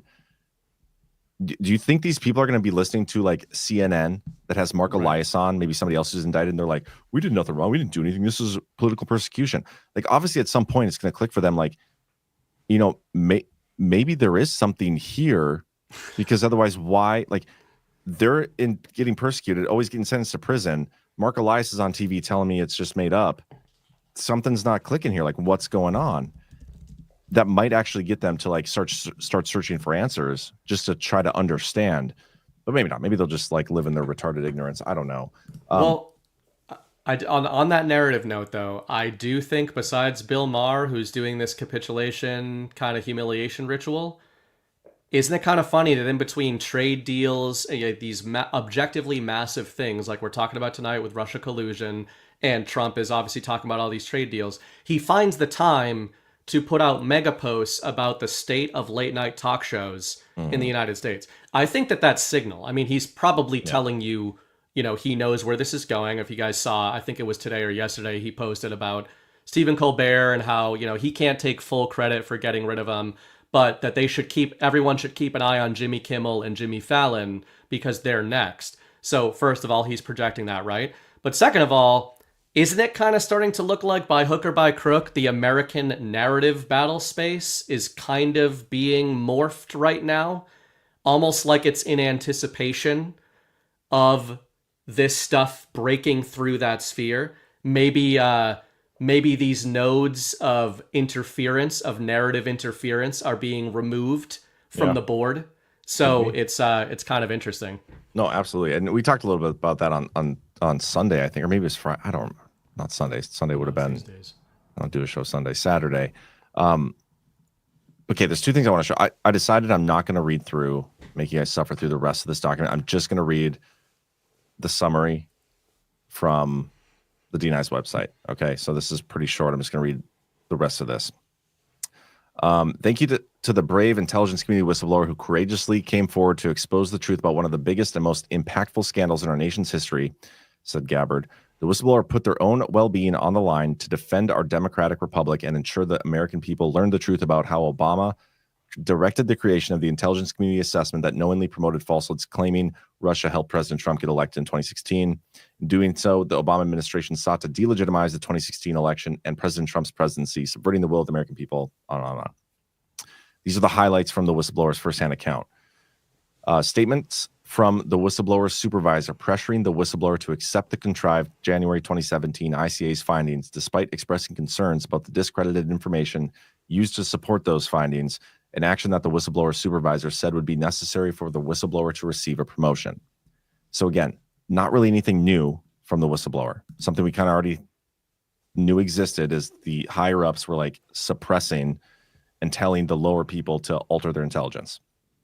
The whistleblower's refusal to accept and concur with the January 2017 ICA findings, stating, I could not concur in good conscience based on information available that Russia preferred then candidate Trump. Again, not really new information. We knew people didn't think that actually happened. We got that information confirmed like a week and a half ago. The whistleblower's concerns about flawed intelligence practices, namely selectively using open source references to Russian media as evidence for the Russian government's support for Trump, while ignoring foreign media from other nations, including NATO allies, that denigrated Trump and supported Hillary Clinton. And then the whistleblower's repeated attempts to report concerns about the false information used in the January 2017 ICA to multiple government officials, including the IC Inspector General. He also tried to get it to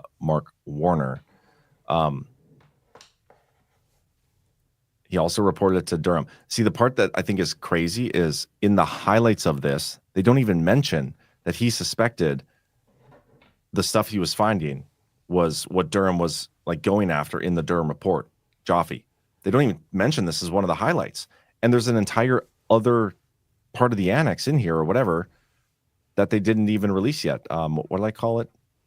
Something number 3. You're saying they didn't mention that Durham was going after that Durham wasn't going after Jaffe?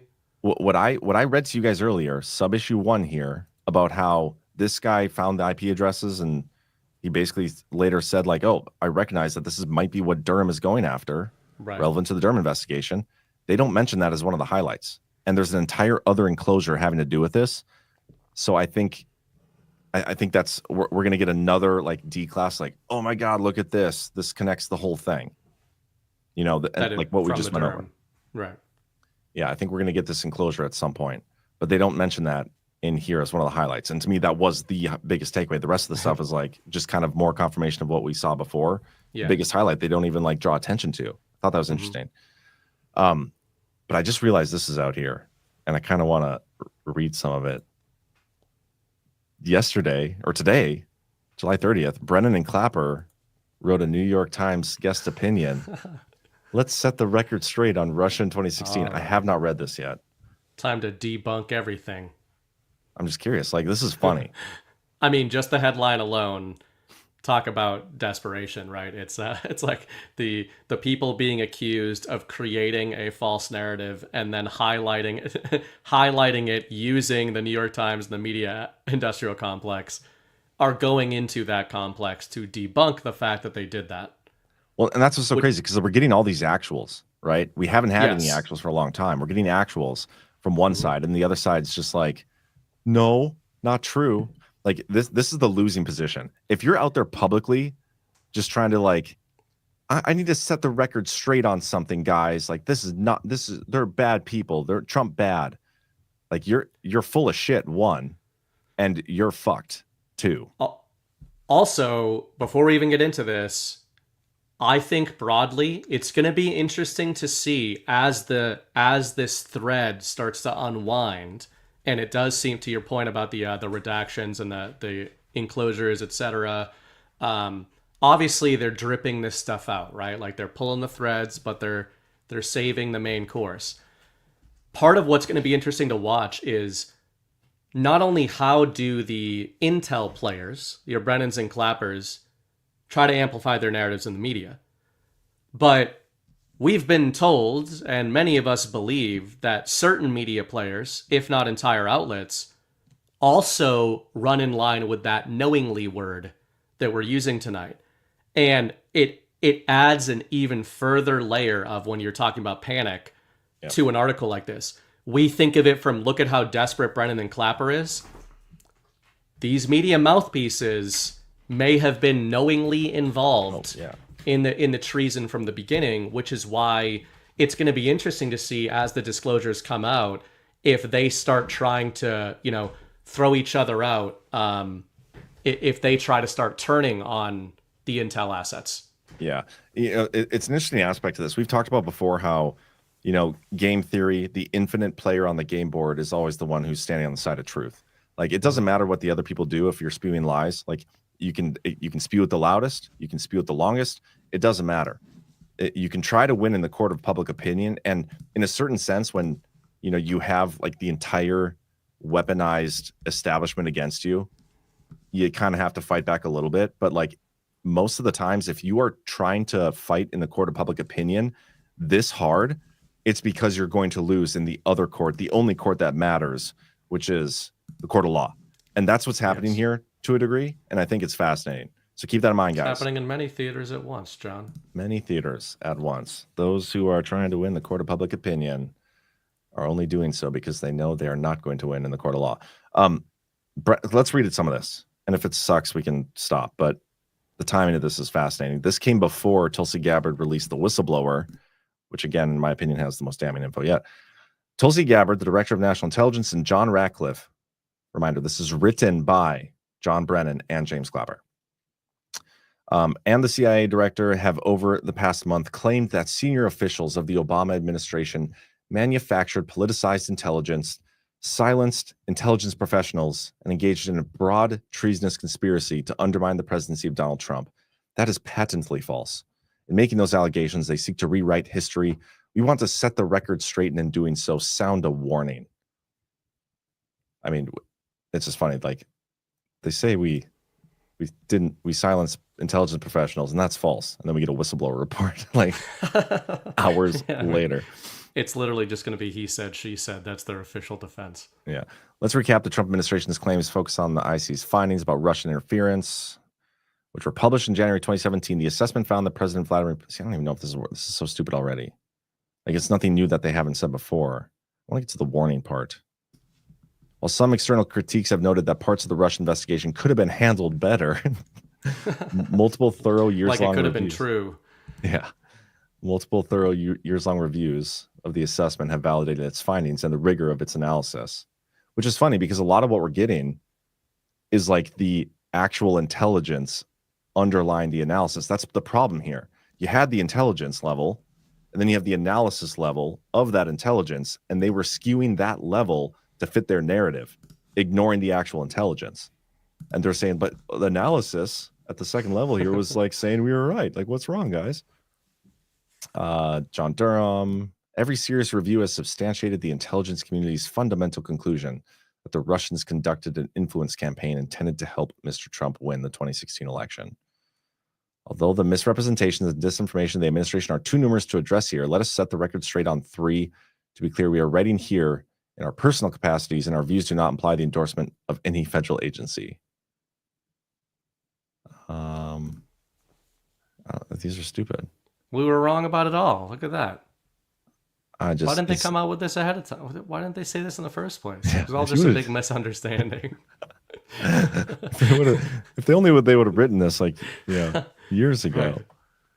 Right. I'm going to read the end here. There's a remarkable irony about this whole affair. Despite claims by Trump administration officials of a nefarious political conspiracy, we did everything we could at the time to prevent leaks of intelligence reports, including Russia's preference for Mr. Trump, which didn't even exist. We know that now. A requirement that President Obama regularly emphasized. We knew such reports would be political dynamite, and despite substantial reporting on the matter, we succeeded in preventing such leaks before the election. That is insane. And a flat out lie. See, this is what's so funny. They're trying to get to the people that still exist reading these mainstream media bullshit rags. Honestly, oftentimes I think I think Chris has said this as well. I think sometimes these op-eds are signal flares to the other media apparatus. You tend to, not just in terms of wrap up smear tactics, but this is a defense campaign now. They're in defense mode, and this is a bit of a flare going up to the Atlantic and to others of saying like, we all better get, and it's not just about who in Normieville can they still convince with this shit. I think that's less what they're trying to do now. I think this is more about, we all got to start getting our stories straight and getting these stories codified, even though they already spent years trying to do that to no avail. Yeah, that's a great point. That's exactly what this is. It's like they're just a reminder, guys, this is the story. Yeah, this is the official narrative. This is the official narrative. Don't break from this when we start getting called in for, these investigations. Including media players. If media players start getting caught in, I would guess that journalists who moonlight as traitors to the country break a lot quicker in interviews with the FBI than deep state intel assets. Yeah. Let's read the last line here. The real politicization is the calculated distortion of intelligence by administration officials. Did they just say that? Because that's exactly what they did. That's hilarious. Notably by Mr. Trump's directors of national intelligence, CIA, positions that should be apolitical. We find it deeply regrettable that this administration continues to perpetuate the fictitious narrative that Russia did not interfere in the 2016 election. Should instead acknowledge that a foreign nation state, a mortal enemy of the United States, routinely meddles in our national elections and will continue to do so unless we take appropriate bipartisan action to stop it. Fascinating. I can't believe they actually wrote that. Bipartisan. Thank God it's bipartisan. Yeah. Bipartisan. It's funny with the uniparty. Things can be bipartisan.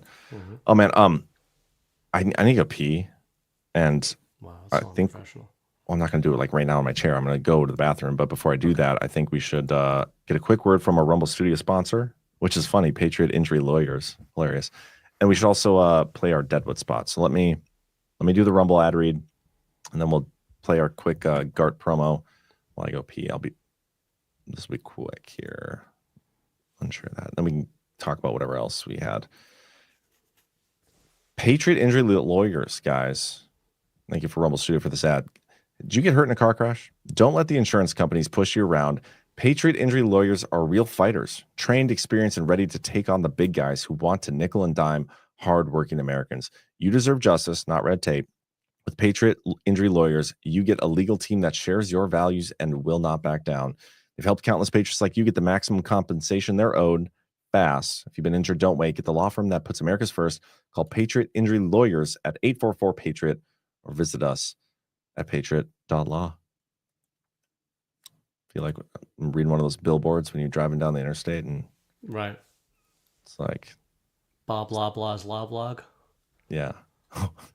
Yeah, just like that. Okay, I'll be right back. Listen to this promo.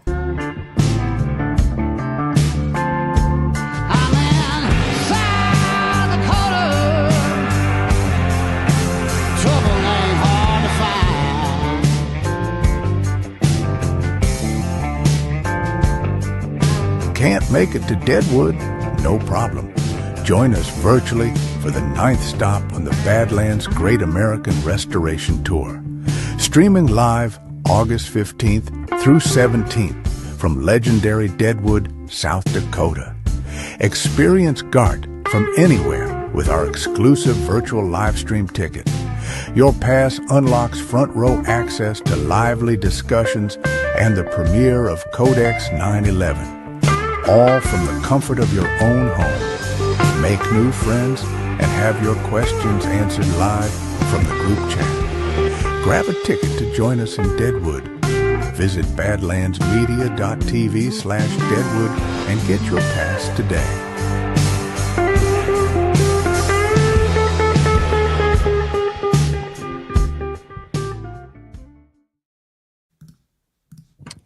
Back.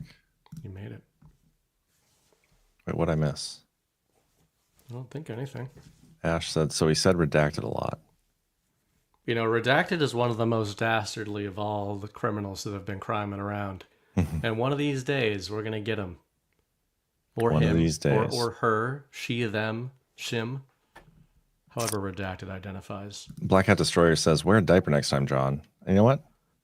Maybe we need to get some Badlands adult diapers. Maybe that'd be a good investment. Graduated to a new diaper size. Big what size is he at? being made.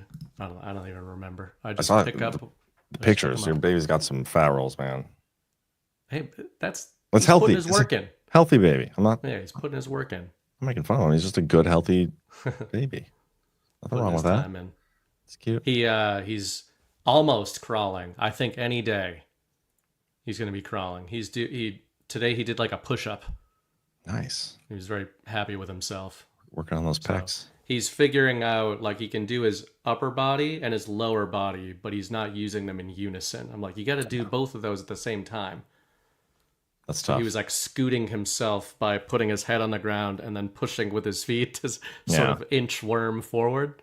Yeah, usually like there's a phase where when they're figuring out, they're like basically just humping the ground a lot, and then they finally like right after that, that's when they nail it. Okay, so let's real quick talk about the treason thing. We did talk about this on immunity for Obama. We did talk about this on Sunday because there's a lot of talk about Trump's clip saying, you know, he probably did him a favor. He got immunity. I don't know. I think it's gonna be an interesting discussion going to the Supreme Court. There's kind of a roadmap there. Said this on Sunday. I think it's hard to give a president immunity over his official acts when he used his official acts to interfere on the official acts. Treason?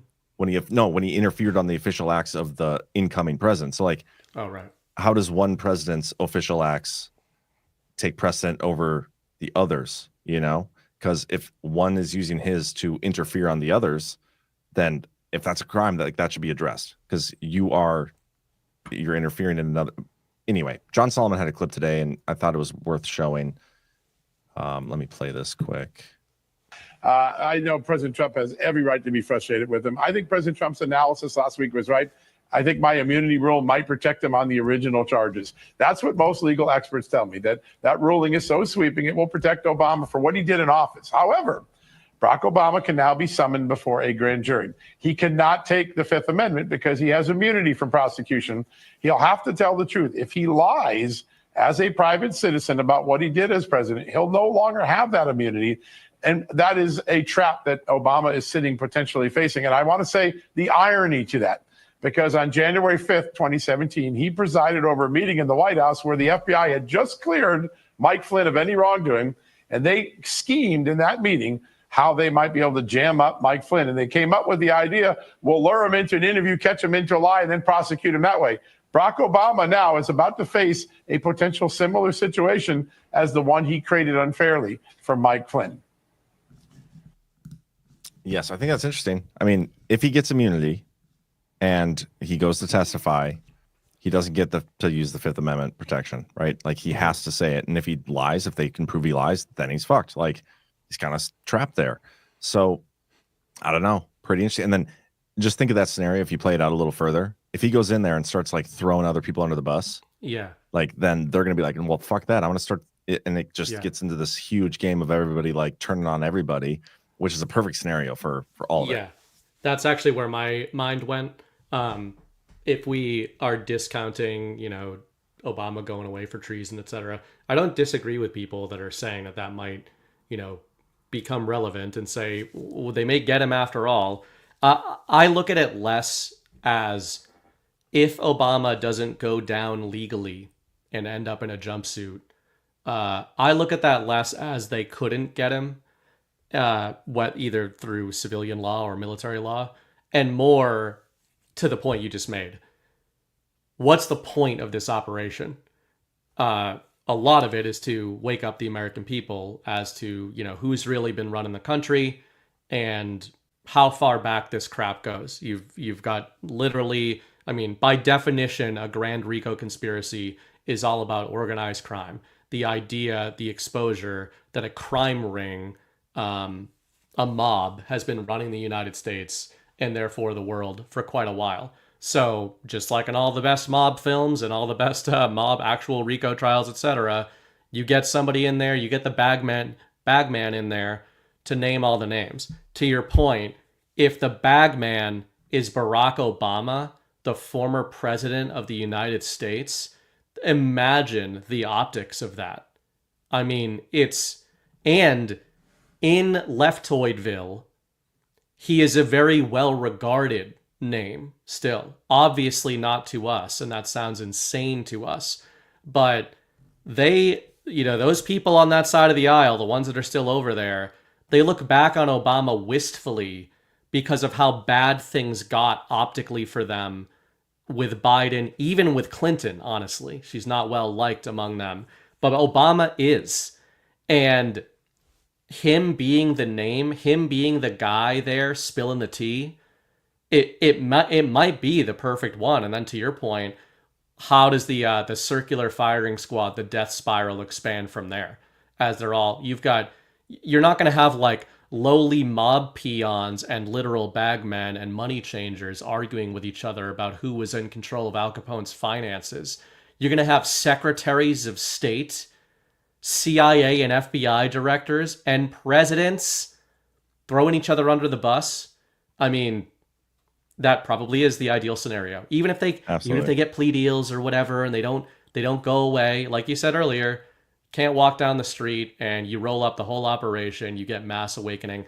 And honestly, even though a lot of people in this audience would be absolutely furious if we don't get the sort of justice on these particular figures a lot of us have literally dreamed about, if we can get normal American... Never dreamed about Obama. I just want to put that on record. I've never dreamed about Obama, but Burning Bread has. Big apparently. Mike, though. Yeah, I dream about Big Mike. If we can get normal Americans to feel the same way, that's mission accomplished. So Burning Bright's goal is to get all of America to dream about Obama and Big Mike. Yeah. And no justice, no accountability. That's what I'm all about. Just dreams. But everybody being mad. Do got to put this up. Ash just sent this over in Telegram. Kind of breaking news about future breaking news from Just the News. Newly declassified evidence suggests FBI conspired with Clinton to legitimize Russiagate. Again, like this is exactly what we assumed happened. Bridge. Yep, and this came out. I don't know if this is Eastern time. It must have been Eastern time. So like within the last hour, It's the half one an true hour. time zone. So Americans are about to get another jolt from declassified Russiagate evidence. I don't know if I can handle another jolt, John Solomon, but I'll take it. This time showing the Obama administration had intelligence as far back as summer 2016 that Hillary Clinton approved an operation to manufacture a fake Russia scandal to harm Donald Trump, and the FBI would fully participate in the plan. That's in quotes. Officials told Just the News. So again, that is exactly what we knew and assumed to have taken place. But as I said earlier, you get shenanigans 1, shenanigans 3. We're getting the logical thing we knew was missing, the criminal aspect of shenanigans 2 in the middle that is leapfrogging us and putting the whole puzzle together.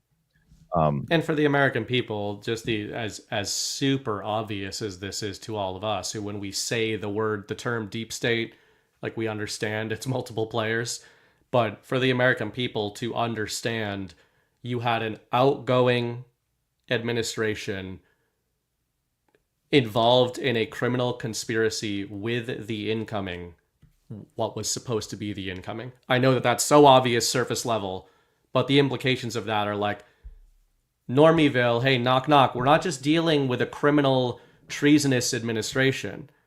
We're dealing with how long has this been going on and how many times has it happened, the handoff of deep state power from one stooge to the next.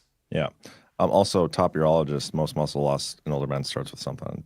It's redacted after that, but picture of eggs. So we'll get to the bottom of it. Senate Judiciary Committee Chairman Chuck Grassley of Iowa, who has spent years fighting to declassify the intelligence gathered from a foreign enemy and delivered to Obama, is set to release the bombshell information as early as Thursday in the form of a declassified copy of the appendix to the Russia Special Counsel John Durham's final report from 2023. One of those classified appendixes we're waiting for that Kash Patel luckily found in a burn bag in a secret room at the FBI. A source directly familiar with new evidence, but who declined to be named, told Just the News that it shows that the FBI officials knew of a Clinton campaign plan to create a fake narrative that Donald Trump was conspiring with Russia to hijack the election. We already knew that they knew that, according to John Brennan's notes. And to distract from the classified email scandal that was hurting her campaign in 2016. And this is the part that is interesting and would be new, assumed, but new actuals here. In fact, there's evidence that needs to be fully vetted that foreign enemies believed that the FBI would fully participate in the plan, the source said. So we kind of knew this was coming. It's going to be interesting to see because based on everything I've read, and I'm pretty sure what they're talking about is the Clinton emails. Like where our foreign enemies, where they were getting their belief from of things that were taking place was because they had the Clinton emails, they had Obama emails, they had campaign emails. And so if the intelligence that we're about to be shown is, yeah, our FBI or our intelligence community intercepted Russia's intelligence community analysis of actual DNC emails showing that, like, hey, guys, don't worry, let's do this because the FBI is going to help us out here. That's going to fuck some shit up. And I also think earlier in the show, you mentioned kind of the Five Eyes connection. And this isn't going to be the only conspiracy, but it seems like it's the one they're using to pry open the door to disclosure. And if we do get Five Eyes looped in, the framing right there is interesting. When it said, I couldn't help myself when they said foreign enemies. I'm like, who are they talking about?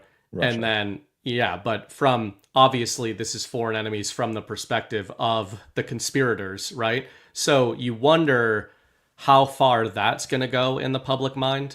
One of the things I've been writing about a lot is the idea of we're undergoing what I think is a bit of an inversion of the Axis and Allies paradigm that we've kind of been programmed with de facto. We just take it at face value since the close of World War II. The West is good, the East is bad. And as these disclosures really start to carpet bomb the collective mind and are inarguable and get more and more dramatic and more sort of seedy and treasonous, if the normies are also kind of being bombarded with the idea that like, wait, so it was the Russians that knew about this shit the whole time? Meanwhile, the English, the Australians, they were all covering for this plan.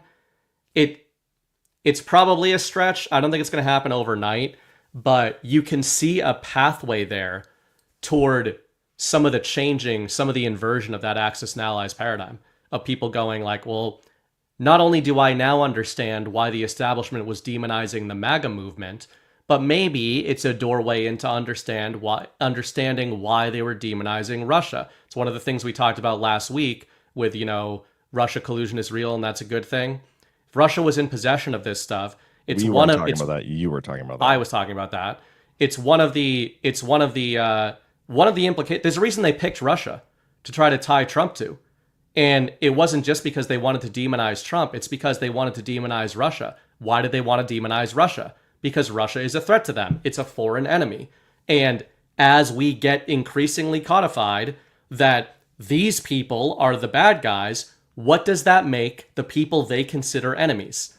Very simple, but that's a conversation people are going to start to have in the years ahead. I agree with that, but like in the context of everything they talk about when it comes to this stuff, the foreign enemies they're talking about is Russia, like 100%. Yeah. I understand what you're saying, that the paradigm is shifting, but it's 100% Russia in this context. And I can even show you in the... No, I know. I'm saying that who's defining the word enemy? Like people are going to start to see this as the deep state branding Russia as their enemy. Right? They're not going to see this as like Russia is actually the enemy of the United States. Yeah, but again, in the context of this, like this quote is coming from somebody close to the current administration and the current investigation and everything. And it does, like at the time of this, they were saying it was Russia. Russia's the enemy. In the context of this, Russia is the enemy, whether or not like they're our actual enemy, which I don't believe they are. But even in the normie level layer, like that's still, in order to fully get through. And maybe this is part of why like the Russia-Ukraine piece has taken so long to get through, is because to get to the logical conclusion of these people like totally fabricated and fucked up this intelligence, they still need Russia to be the bad guy until they reach the logical conclusion of this story. And then once this Russia collusion story ends, that's when Trump can wrap up that situation. And which makes me think we're possibly closer. But I want to show you what I mean. They actually intercepted Russian language documents. This is from the IG report, the classified appendix. They had Russia language analysis of talking about emails. And that's like, they're like, well, we don't know if we can trust it, even though they're describing fucking emails. Like, that's what's insane. So that's why I think we're about to see that, Russian analysis of like, hey, the DNC was emailing with another member of the Clinton campaign talking about how the FBI was going to help push the Russia collusion stuff. Like, we're going to get Russian analysis of something like that. That's going to be mind-blowing. Yeah, and I think to your point, this might be part of why we're seeing Trump play a little nastier with Putin in the media in the last couple of weeks, because he's not talking about the Russia collusion hoax. But yeah, it's a gateway. It's a Trojan horse into Normieville that's already been programmed to see Russia as this existential threat. So if they start looking back and seeing them represented that way. But I had projected that back a month ago when Putin and Trump, in June, when Putin called Trump to wish him a happy birthday and they were broing out. And I said, usually when this happens, it means we're going to get a turn. And they're giving you that last little bit of light and saying, hey guys, the stuff that you see us have to do with each other over the next few months, just remember that we're having fun little birthday phone calls with each other before we have to start playing dirty again. And, I agree with you that we're going to start seeing Russian media deployments about this, because they're not going to take it laying down. They're not going to, and they're probably not going to be nice to the Trump DOJ, because they're going to, rightfully so, see the American DOJ as a continuation of the deep state, even though we think that they know that Trump is not that. They're going to, they don't take kindly. It's a big face-saving culture. They don't take kindly to being smeared as, clandestine enemies. Yeah, which would make the best conclusion to this entire thing would be Trump going to Putin and Putin handing over all the intelligence they had of all the dirty tricks that these people were doing in our intelligence community in the Clinton campaign. Yeah. Of all this bullshit. Like, could you imagine if Trump was able to like indict some of these people because based on Russian intelligence. Russia handed over whatever intelligence they had, and that would break brains all over the place. And then, intelligence sharing there, logical next conclusion after that would be the resolving of the Ukraine war, which has been oddly silent. That's why one of my old, and you've even added some gravity to this when you're surfacing like 1987 interviews with Trump talking about the Soviets and peace with Russia and all that. And besides the peacemakers and that macro storyline, if you just look at this whole thing logically and you look at the Clinton crime family and the Obama administration, certainly the Bush administration, but specifically the Obama administration, that's what this RICO orbits, right? Clintons and Obamas, and then people around them. Well, who was their main enemy when they were in office? It was Vladimir Putin.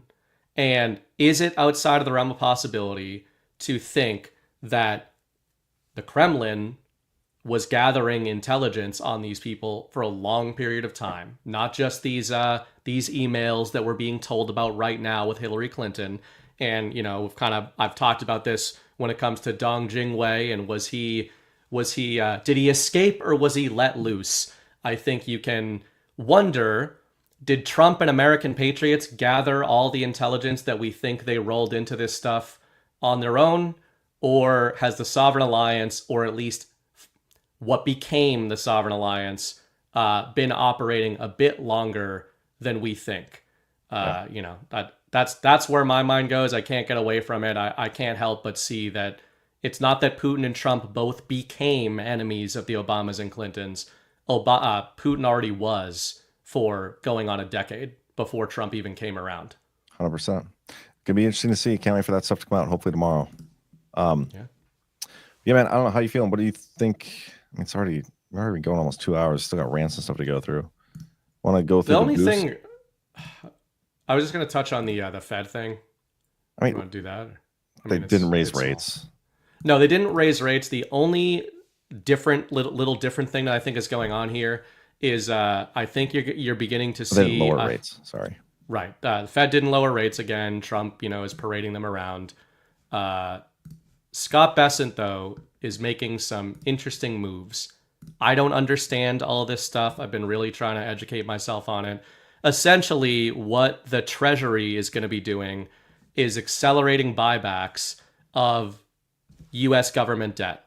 And the long and short of it is that when the U.S. Treasury buys its own debt back, it inverts the yield curve. It shortens the yield curve because it's a way of the U.S. Treasury essentially lowering interest rates themselves, even though they don't control the Fed funding rate.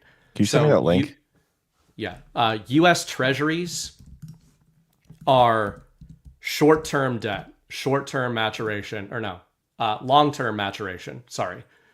U.S. Treasuries, government bonds, it's long-term loans, long-term maturations, 10-year notes, that kind of thing, right? So the Treasury controls the yields on that.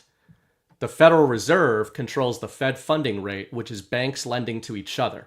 So the reason we rarely talk about the yield curve and bonds is because these are 10-year notes. They're more like looking at decades of how the U.S. is doing with its interest rates, etc.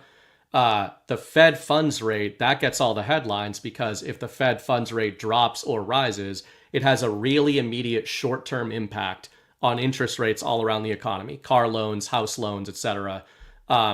This is a way that Bessent is putting even more pressure on Powell because he's buying back U.S. government debt, which is going to lower interest rates on long-term government bonds.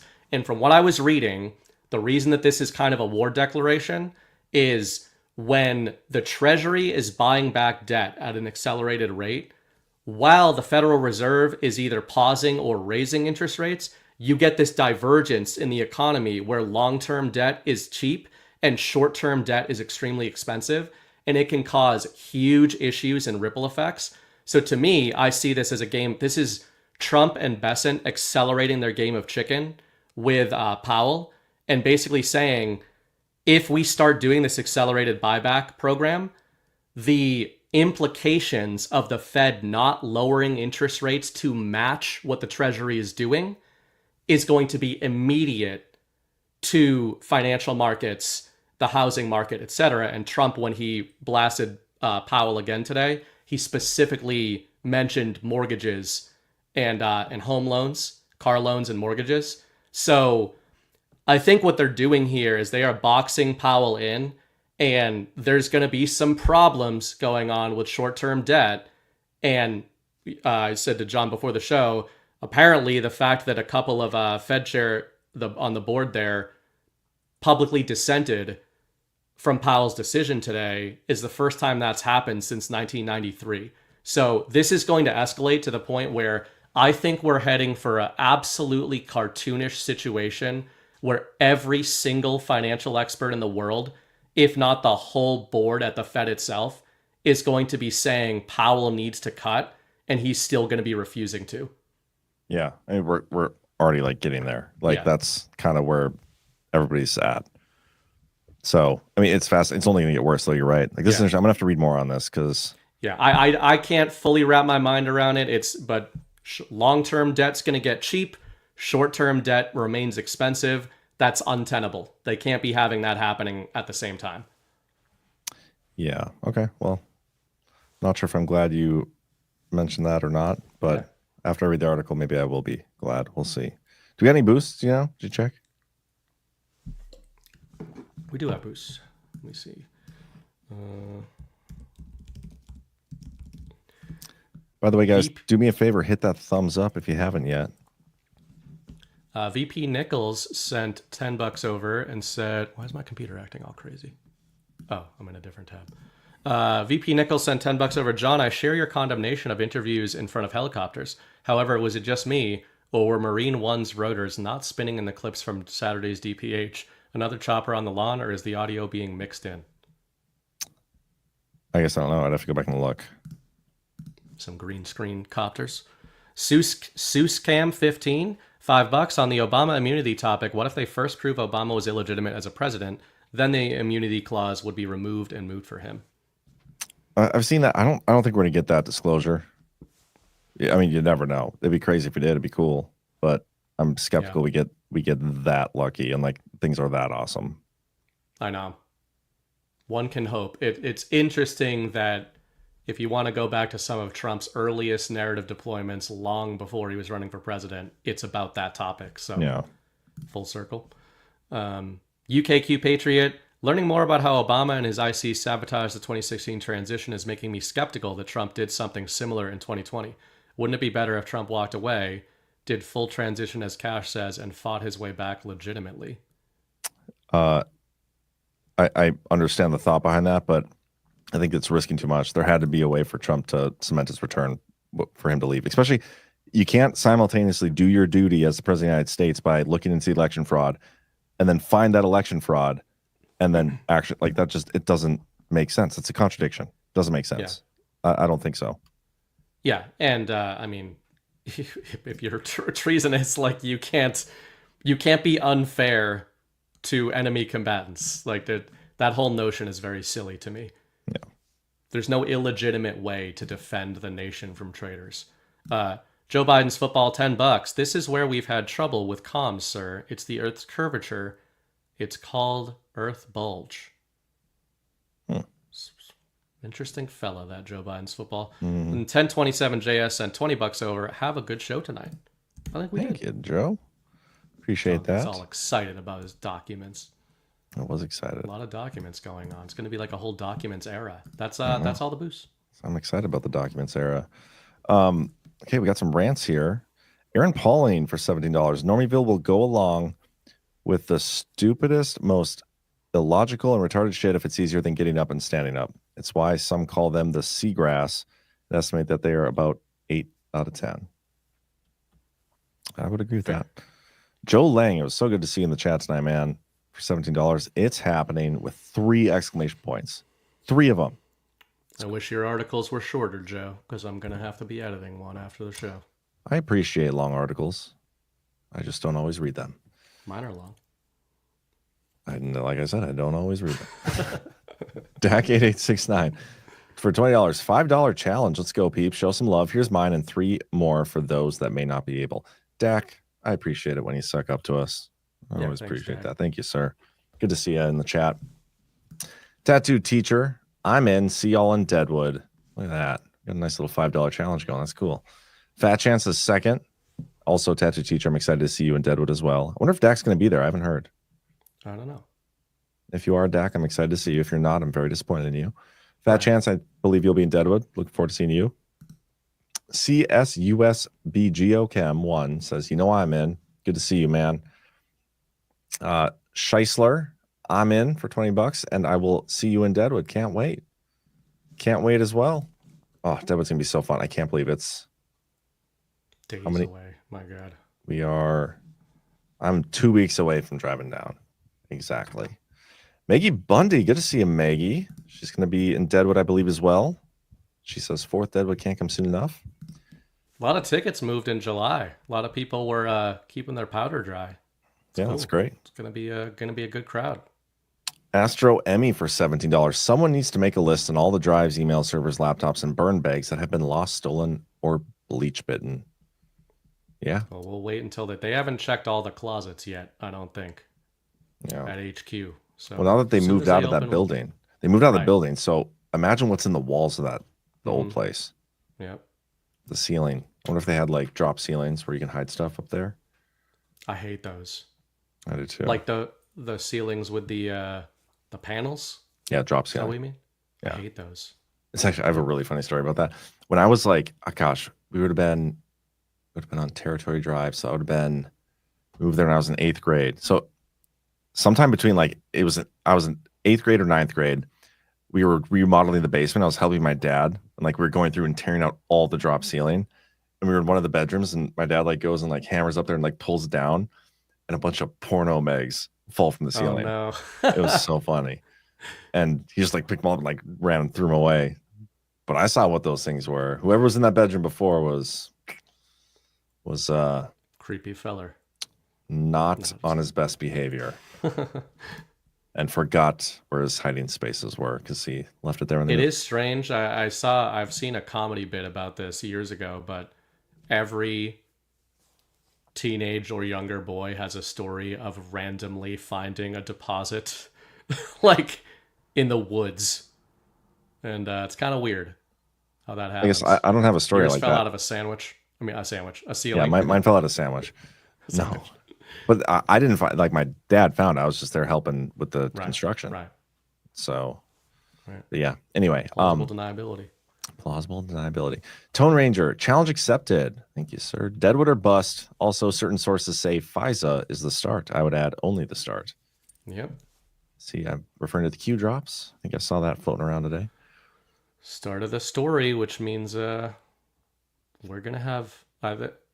Trump said we'd be tired of winning. I don't think we've even started yet. Yeah, I'd agree with that. Bay Theater Dave for $2, the best I can do. Thank you, Dave. We appreciate it. I think he's going to be in Deadwood. Looking forward to seeing him. I saw him doing a movie review show. Is he? Oh, is that the? Yeah. I think I saw that too. That's on Saturdays, right? Or Sundays? Watching some of that. I don't know, Bay, if you're in chat. What day do you do that show? You should do it Sunday at like 9 p.m. Cool, Eastern. It looked like he was like a watch along, like story hour. Chris and I do the movie, and then we do a show on the movie. Looks like what Bay's doing is like a watch along kind of, and then he'll add his commentary in. It's cool stuff. That's cool. Bay, I don't know when you do it, but if you should do it at like Sunday-ish, 9 p.m. Eastern or so, because there's like nothing else good on to watch at that time. And I'd love to find something I could. Oh, hey, look at this. Peter Friedrich, challenge accepted on YouTube. $5 and also gave a $10 thumbs up, double thumbs up. It's awesome. Thank you. Love the thumbs YouTube up that love. YouTube video. What was that? I guess. Like the YouTube video. He does like this one too. Just like wherever you're watching. And wherever you're not watching, go to the other one and also thumbs up there. Bay Theater Dave says Sunday at 2 p.m., 5 p.m. Eastern. 2 p.m. PST, 5 p.m. Eastern. Awesome, man. Let's check that out. That's right, Bay. You stay out of my way. Oh, Bay. If you're interested in the 9 p.m. Eastern Badlands slot, it's all yours on Sunday. Snowcat operator with a Rumble link on the way to GART 5. Yeah, that's Is a this the great original? video. Great video with appearances by Crane Op, etc. Ooh, look at this. How could you not go to this?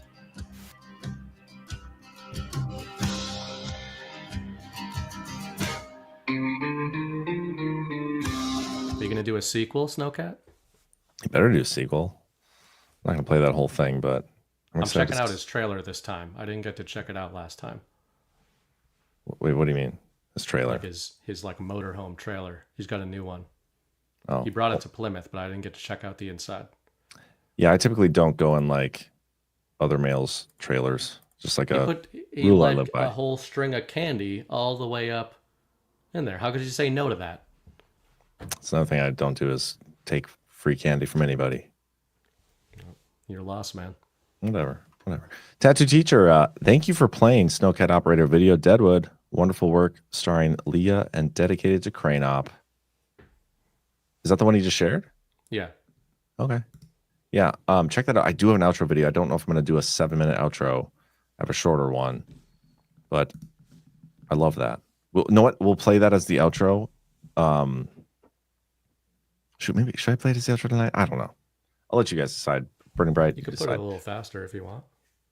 Makanon, can we get the Presidential Medal of Freedom back from Shea Moss and Ruby Freeman? That was a huge spotlight on their knowing corruption in the 2020 election.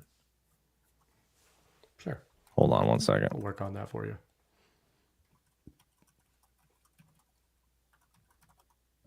Essentially something in the private chat. Sin says shown. Sin says hun. They want us to be poor and too busy to care. Thank you for standing strong with us. Thank you for the support. Jim Moore, $5 challenge, guys. The shenanigans go back to Uranium One and selling of SAP research. 100% right. Thank you, Jim Moore. I totally agree with that. And I think that's part of what some of the email investigation was buried for. And also, I think it was today. Oh, no, that's what Grassley sent that letter for. Like, they want a new investigation into what those thumb drives were and potentially a new investigation into the email situation itself. It's fascinating. And I'm pretty sure I said that on last week's show or the week before. I was like, that's not going to be part of this, but a logical conclusion after understanding the implications of what the intelligence community did in this time period would lead to redoing the previous investigations, which were politically not done correctly. Right. Texas Jules, I'll accept that $5 rant challenge because I do whatever Dak tells me to do. That's a dangerous proposition, Texas Jules, but thank you. Dak8869, $5 at Jim Moore, 100%. 12 Indie Boy, good to see you, Ty. You're up pretty late tonight. Do you think we already know the name of the redacted that points to Jaffe? Any guesses? It's got to be Clapper. That's my guess. Or it's the NIO that was between Clapper and this whistleblower. But I think we might find that out. Trump truthed out 38 minutes ago about Russia and India, but at the end he said, tell Medvedev, the failed former president of Russia who thinks he's still president, to watch his words. He's entering very dangerous territory. So World War III's back on the menu, boys. Nice. I've been waiting. Steph Asia. Patel Asia, can you please give us that link of Trump talking about psyops on the American people? I posted in the chat right after you posted that. So thank you for that. Bernie Marie for $25. Can't believe John found the reason for Cash's visit to New Zealand before we did. We only saw that newspaper said he was there. We need you, John. Well, thank you. I did find that. Steph Asia, for Movie Awake fans, MK Ultra, Jason Bourne, like guys, did you know that the evil org training them was called Treadstone? So familiar to Blackstone. It is interesting. I'm still not buying that was a hit job, by the way, but whatever. Gator Rob for $5 would love to see a raffle for a free GART trip, which might help Poe folks if they won. $15 for first chance with $5 for each additional chance. Not saying you should do, just an idea. I actually do like that idea. We could raffle. Run that by. I'll run that by the person in charge, Miss Bright. See what she says. Let me take a quick screenshot of that. Send it to her. Tiny boy again, 12. JC is going to make me buy her a new rug because I'm laying down and holding on tight to this magic carpet rug ride waiting on justice. We're all on the magic carpet ride together. The funny thing is, Ty, anything you lay on, you're so small that you don't take up that much space. That there's probably plenty of room for lots of people on your rug. Just saying. Miss Rhea Freedom Fighter says, you are both doing God's work. Keep it up. Much love and support. Thank you. Thank you. Sod This says, looking forward to welcoming you all back to South Dakota. Looking forward to that as well. Babbage 3 says you have super chats. Thank you. I did pull those up. Don't think we got any more. Oh, we do have more. We have Gregory Woolley for $1.99, and again for $1.99, and then Kathy LaBelle, the $5 super sticker. So weird. Super sticker. Getting YouTube money. NV Runner says challenge met. Thank you so much. Deuces Sweet for $5. Challenge accepted. Dak. You guys are awesome. Salbish. I'm a girl, and we really did find a stack of Playboys in the woods in the 80s when I was a kid. Thought it was just a rite of passage. I literally did too. Me and my cousins did. Like, it was super bizarre. We were literally at a cookout and went and played in the woods, and there was porno mags strewn about everywhere where we usually played. It was interesting. Very strange. That Makes me is think it's a psyop. That is very, very strange. Angie K says Trump posted the storm is here. I did not see that. I didn't either, and I just looked. That's why I was looking. Huh. Yeah, okay. Susie Q20 says, I love that idea for $5. Is she talking about the porno mags on the ground? Maybe. It's getting a little weird. Probably talking about the raffle. Thank you. JK Nerdy found $5 on the ground. Was this yours? Actually, I dropped a 50, man, but I'll take it. Yeah, thank you. It's all right. Anyway, that's all the rants tonight. You guys were great. Thank you so much. Fun show, though. Good time. Loving Good the stuff. Good week. The documents era. Love that. I do got a video for you guys. Nice little outro. Should send chills down your spine because it's certainly revealing the chills down the spine of all of Trump's enemies. Wait, hit that thumbs up. You should play another 1 minute one before that one. We should have a double outro. Okay, so you want to do yours first? This is the reference I made to The Departed. This is how the deep state covered their tracks. And then we'll do yours. Thanks, Badlands Media Fan and Steph Asia for the $5 challenge at the Wire. Awesome. Thanks, guys. Steph Asia says, I missed the challenge. I'm on the DPH train until we come into the Justice Station. Badlands Media Fan challenge rant. I love Badlands Media. Great show, guys. You guys are great. Thank you. All right. We're going to go out with 2 1-minute videos. Brittany Wright's gay little one and then my awesome one. You guys have a great rest of your evening. Hit that thumbs up. I'll see you back again tomorrow at 1 p.m. Eastern on the Daily Herald. I know you'll be back not till Sunday, probably. Sunday night. I think Zach, as long as he remembers that he was supposed to be my guest. You know, sometimes Zach forgets things on Sundays. He does. Because he just forgot something this last Sunday when me and him, when he set the time for an interview that we were recorded an interview we were going to do, he forgot. And so kind of a shifty feller. Maybe it's good. Do you think it's because he's getting a little long in the tooth? I don't know. He doesn't look long in the tooth. Is there sun toxicity happening? I don't know. Is that a thing? Like, I don't know if this is one of the. I just made it up. Is this one of the racial? Like, do African Americans, are they bad with like time management? Is that a thing? Because he's like becoming African American. Yes. Did you not? Are you being sarcastic? Because that's a notorious black people thing. Maybe I was being sarcastic. Maybe that was maybe just whatever. No, that'll be a great episode. Did you have Jordan Sather on last week or Brad? I had Alpha on this past week. The week before that was Jordan. That's right. Yeah, I like to do the feds back to back. Keep them keep them kind of contained. That's a good idea. Good idea. Anyway, okay, we're gonna get out of here now. Thank you, everybody. Pathfinder 1159 says good night. Thank you. Hit the thumbs up. I'll see you tomorrow. Have a great rest of your evening. Confirmed that the body of the man found dead in the Fenway marshes yesterday afternoon is that of Timothy Delahunt, an undercover policeman for the city of Boston.